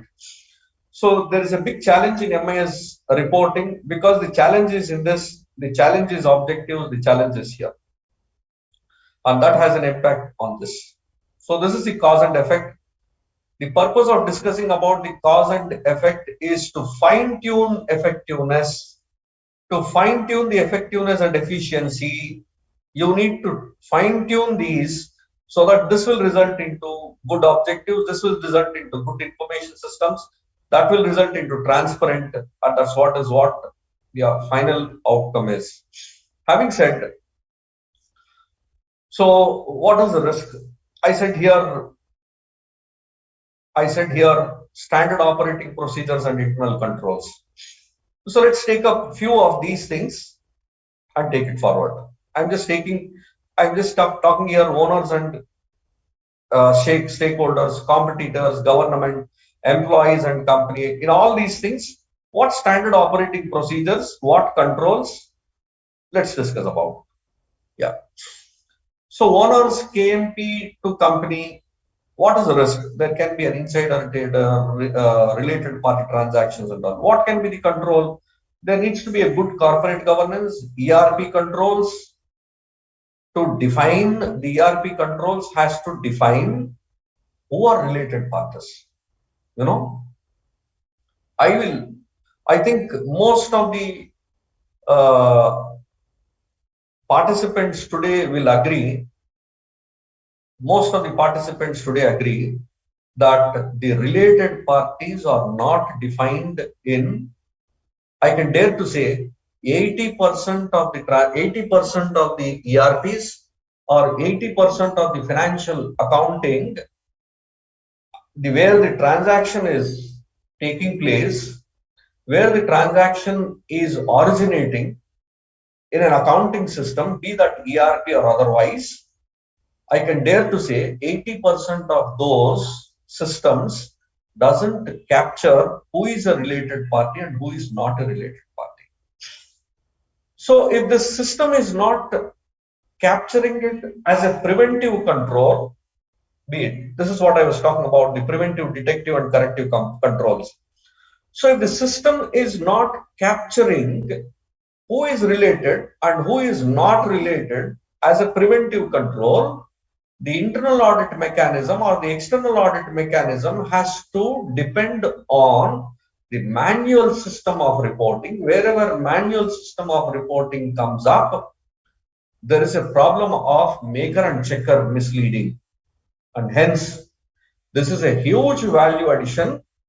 If the sound corporate governance mechanism permits and listens to the internal auditor suggestions, that, sir, please link your related party transactions, identify every vendor and every master, you kindly link it, every personal master of the ERP, link it to the related parties. That will make a preventive control, that will make the corporate governance mechanism very easier. What are we talking about? We are saying this is a biggest nuisance, risk control, and there needs to be validation control, there needs to be disclosures, internal audits, reconciliations, WBS work breakdown structure, inventory, finance, HR, maintenance modules, FA module, all these modules with company to shareholders and creditors needs to be properly controlled. In the same way, in the similar way, company to competitors, intellectual property right theft is what can go wrong, is a risk. The controls are physical access control. That's what Madam was talking about on the controls. ERP controls, employee background verification checks and all is what, whatever controls I'm talking about. Remember, whatever controls we are talking about, these controls are none other than what I've stated here is a standard operating procedures. This is a value addition. I'm saying here, this is a value addition that a chartered accountant can do. I again permit me to repeat at the cost of boring. Let us travel beyond TDS not deducted, GST not complied, PF not complied. Let's travel beyond that and join hands with corporate governance and make the company to survive, make to the next levels with these identification of risks and identification of these controls. So having said that, I'll not go deeper into these things because I've just given one or two examples here, and I will share this presentation. Then you can refer, you can go walk through this, and then you can develop a very good internal audit, be that internal audit manual or whatever it is. So having said, let's move on. Right. So we see there are corporate governance later. There are so many corporate governance failures. Quickly, let us just have a look at very quick reference. Let's just have a look at.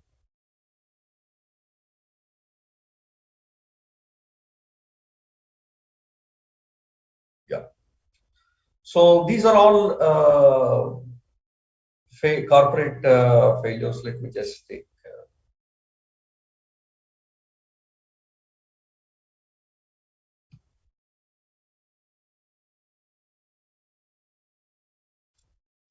Just a moment.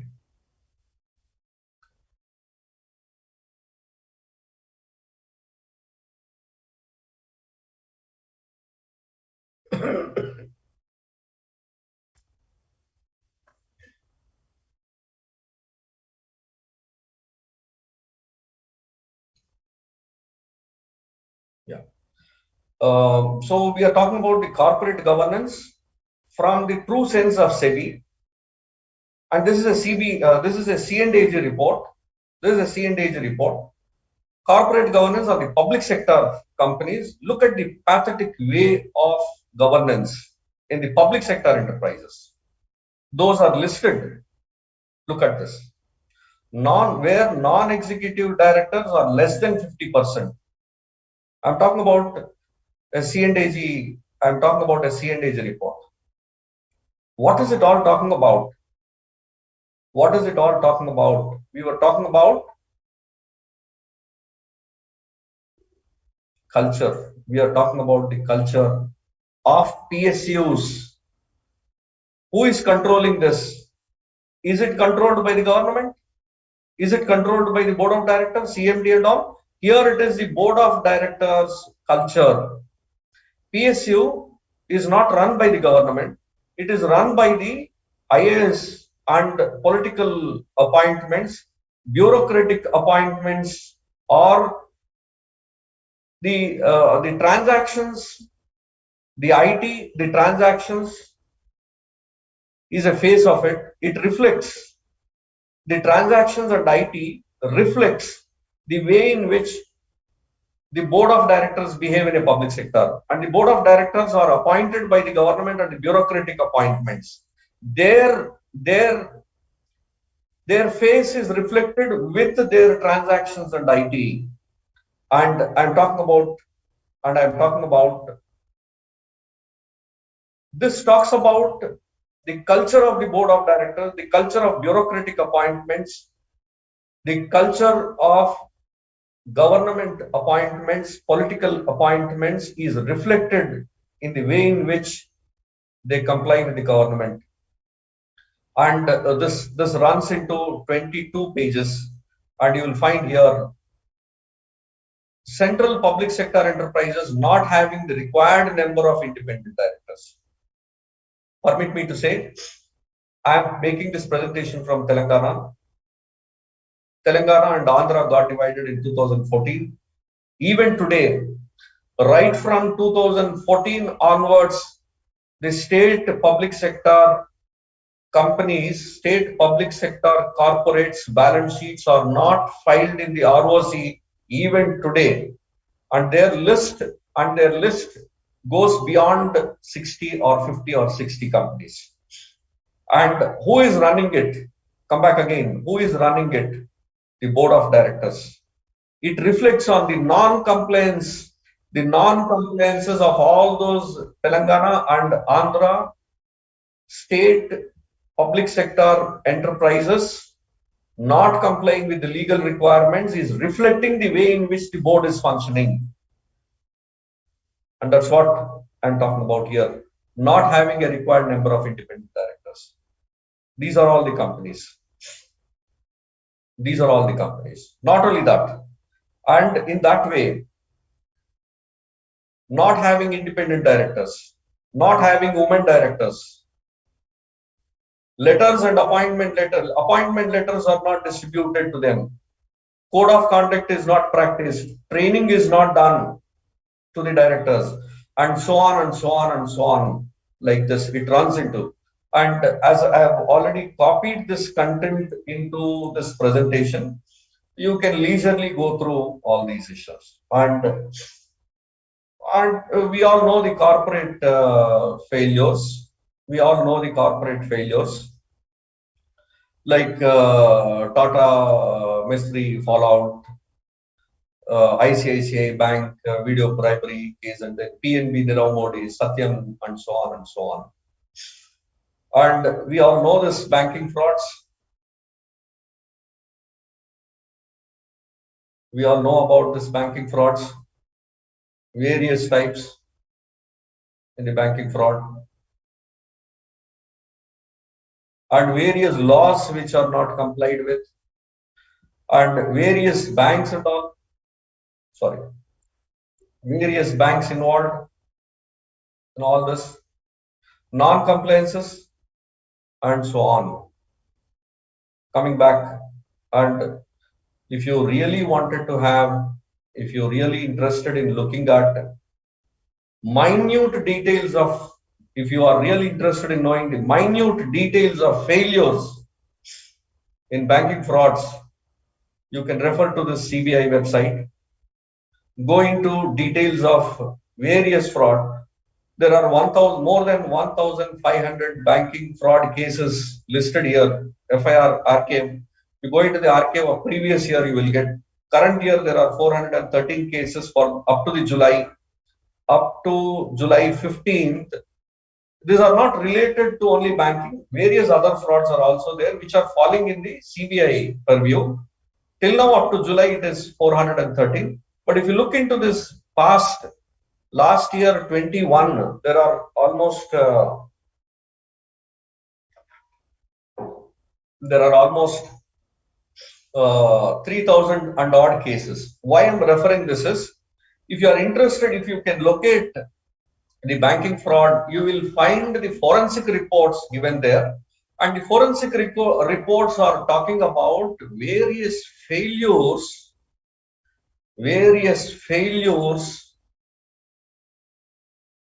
of what I have talked here, various risks that have already hit the companies, and what controls are compromised are all narrated in this properly with a detailed forensic report.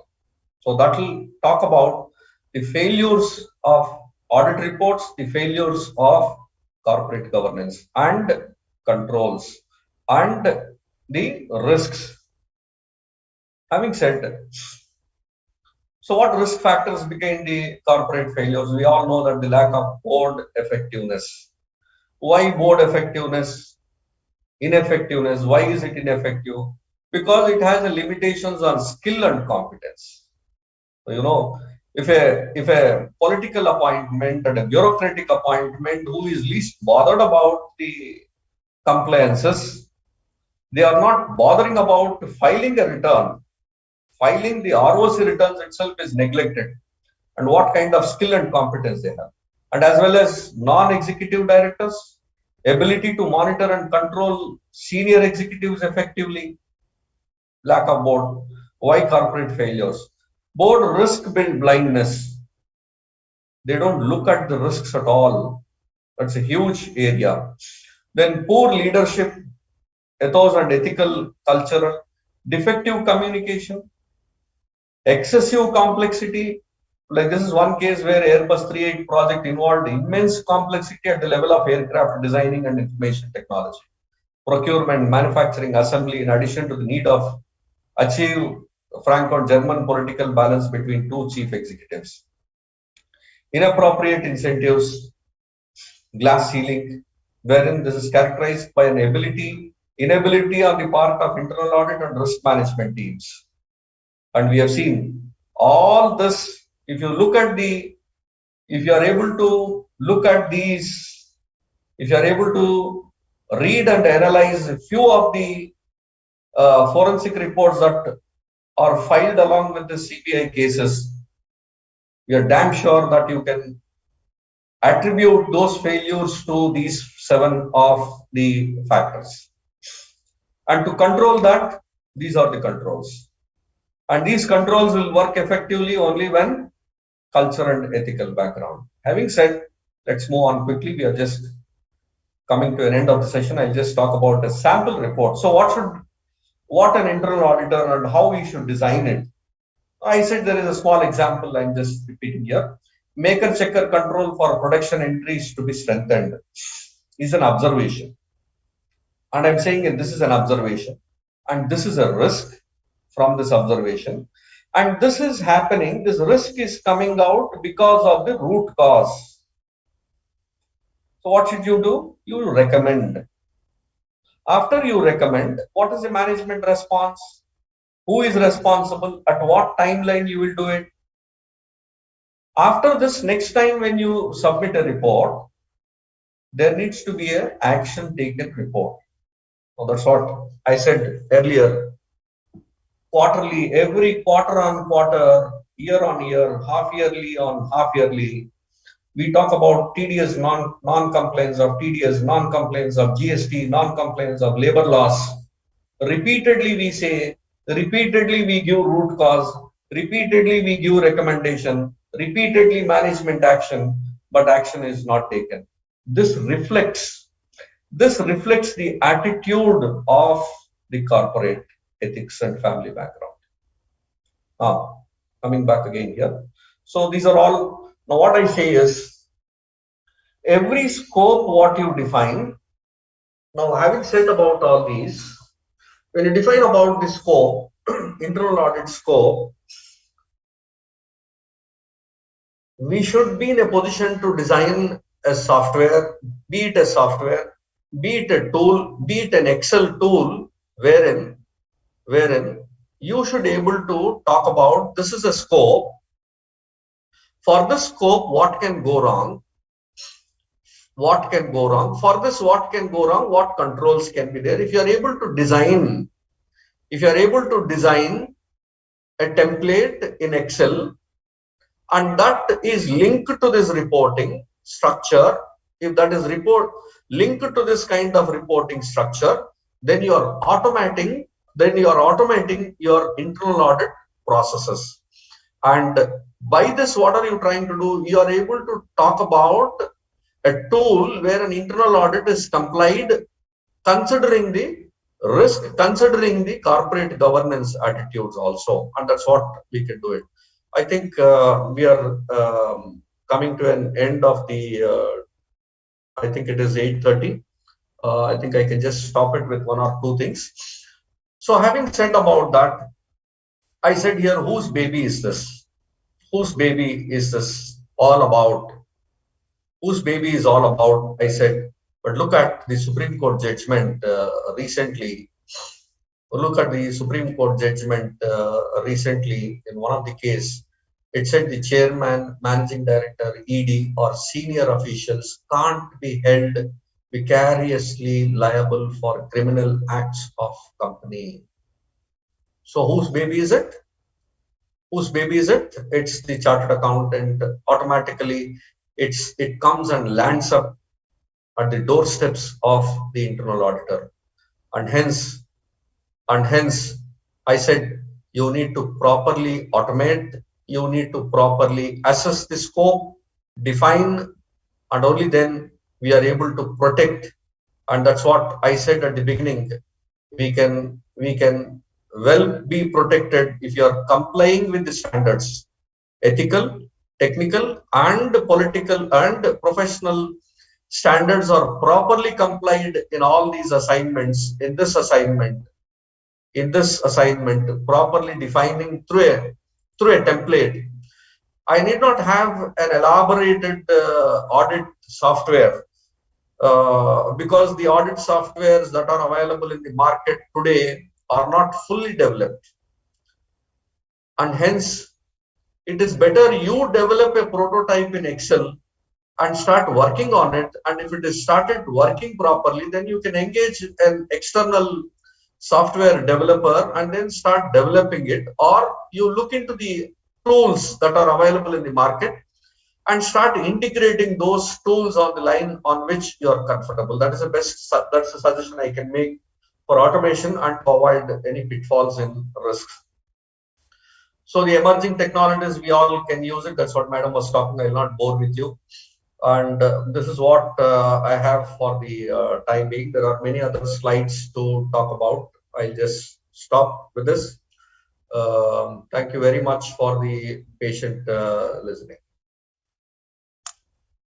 So much, sir, for sharing your knowledge and thoughts with us. It was a very enriching discussion on internal audit as an effective tool for corporate governance.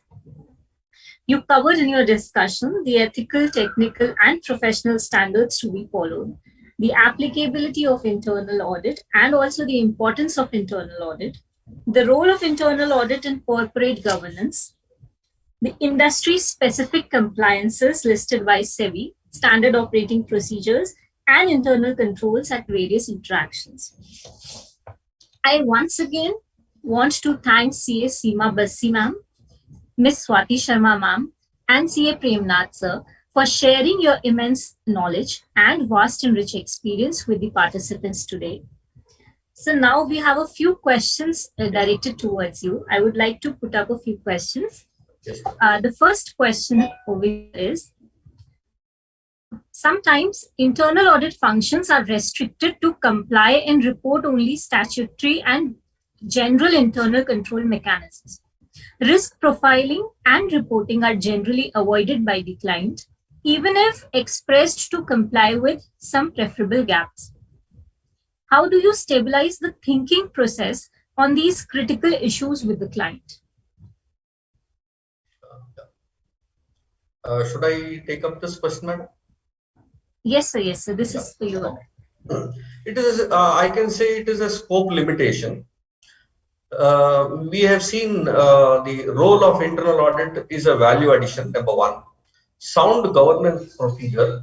When they are trying to limit and they are asking you not to go into the risk areas and not to remove or not to report, then you can very well state in the internal audit reports diplomatically that my internal audit report is with respect to only this scope. So you can state it so that you are not having any legal complications, legal issues on later date. However, having said this, the external audit or the shareholders need to understand that there are scope limitations. And today, looking at the CARO reporting of internal audits, today we are, as per the recent CARO, today we are supposed to talk on the internal audit reports in the CARO. So when an external auditor has to report about it, probably he can throw some light on the way in which the internal audits are carried out. Not only that, is as a listed company secretarial practice where corporate governance report has to be reported. There also they need to look into the internal audit compliances, and then they have to highlight that there are certain scope limitations in the internal audit. And this is more in the, I can dare to say, with respect to the public sector banks, we understand that there is a scope limitation for the IS audits. Because unlike the income tax audit, companies audit, and GST audit, there is no scope limitation. The scope is well defined. But the scope in the IS audit is broadly defined by the RBI, and sometimes it is at the board level which is defining it. So those are all the areas where the internal audit or the external audit can look into. Thank you so much, sir. Yeah. There's one more question directed towards you.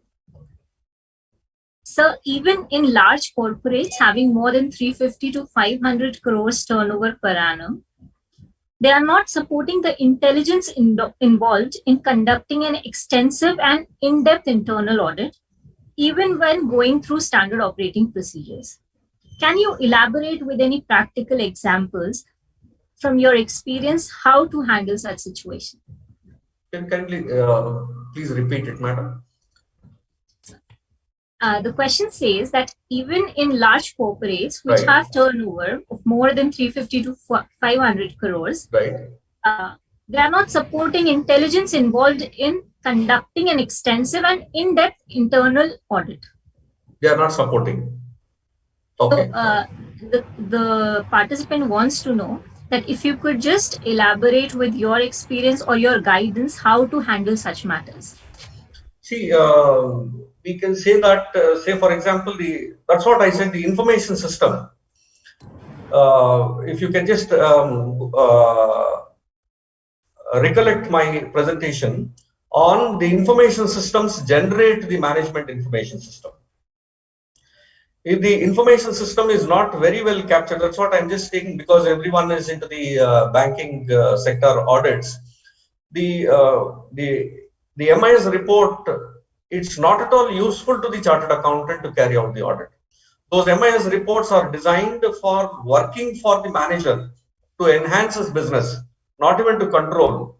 And from such kind of MIS reports, what kind of audit intelligence you can take it up? Meaning that we need to carry out lot of processes, like on see I'm just again taking up the banking example. The NPA reports that are generated cannot be relied, but how do I relate it externally is, if you look at they submit every month or quarterly, periodically they submit reports to the CIBIL, and you take those CIBIL periodical returns, you generate the averages or the history of non-performance of a party, and compare that non-performance with the NPA reports that are generated, you will find wide difference in that. Huge difference, and misleading informations coming out with 2 or 3 informations that are submitted to various departments. That is one example. And in the same way, you look at I was talking about the related party disclosures were not properly captured. That's what my first example was. I was talking, even in banks, they don't, some of the banks, they don't capture who is a related party. And there are many organizations who doesn't capture who is a related party. I need to look into the TOEFL or other MCA sites to find out who are the companies related, who are all the directors related into these things. such mechanism I'm relying on the outside. Now we are as a part of Caro this year, we have to report about the strike off companies. So how do I get that information which are strike off, which are related? My accounting system itself has a deficiency. Then I need to rely on too much of processing. That is one example you can look at that. Anything, madam? Thank you so much for your input, sir. Thank you. Thanks. Thank you. Now we are fortunate enough to have the presence of CA Gyanchand Mishra, sir, Central Council Member ICAI, CPE Committee, Committee of Management, Accountant, and also member of 23 other committees of Institute of Chartered Accountants of India. I request, sir, to please deliver the concluding remarks and vote of thanks. Over to you, sir. Thank you, CA Niharika Lakera, very respected, my good friend, Chairman of Dehradun branch, CA Rajesh Gupta ji. Of course, the Speaker of the session, Premnath sir. Other two speakers in absentia, CA Seema Basi ji and Miss Swati Sharma ji, and all the attendees of today's program. Good evening to all of you. Friends, we all know that Internal Audit Standard Board is doing 2 programs in a week, and both are very important program. Out of the 2 programs, the program being hosted by the board is a series of the programs on global trends in internal audit, a look ahead. And in the last few months, the way the speakers have deliberated on the issue of internal audit, that is really an area where the chartered accountants have been only chartered accountants, the internal auditors, because internal audit is not restricted to the chartered accountants only. A lot of times under the not been conducted by the chartered accountants and outside bodies. Those companies might have the internal audit system in-house and auditor also in-house. So that is really very beneficial for the auditors. And I'm sure that today's program, I was just listening to Premnath sir, and especially internal auditing is an effective tool for the corporate governance. So in my view, corporate governance is a set of the various things which accumulately become the effectiveness, policy, like the independence, thought process, culture, organizational structure, and of course, the very important part nowadays, the pivotal role of the information technology. So if we have to really see how the internal audit function could help out in the corporate governance, then all the factors have to be effective. Then only the internal audit function could be effective for the purpose of delivering the required result to the organization at large.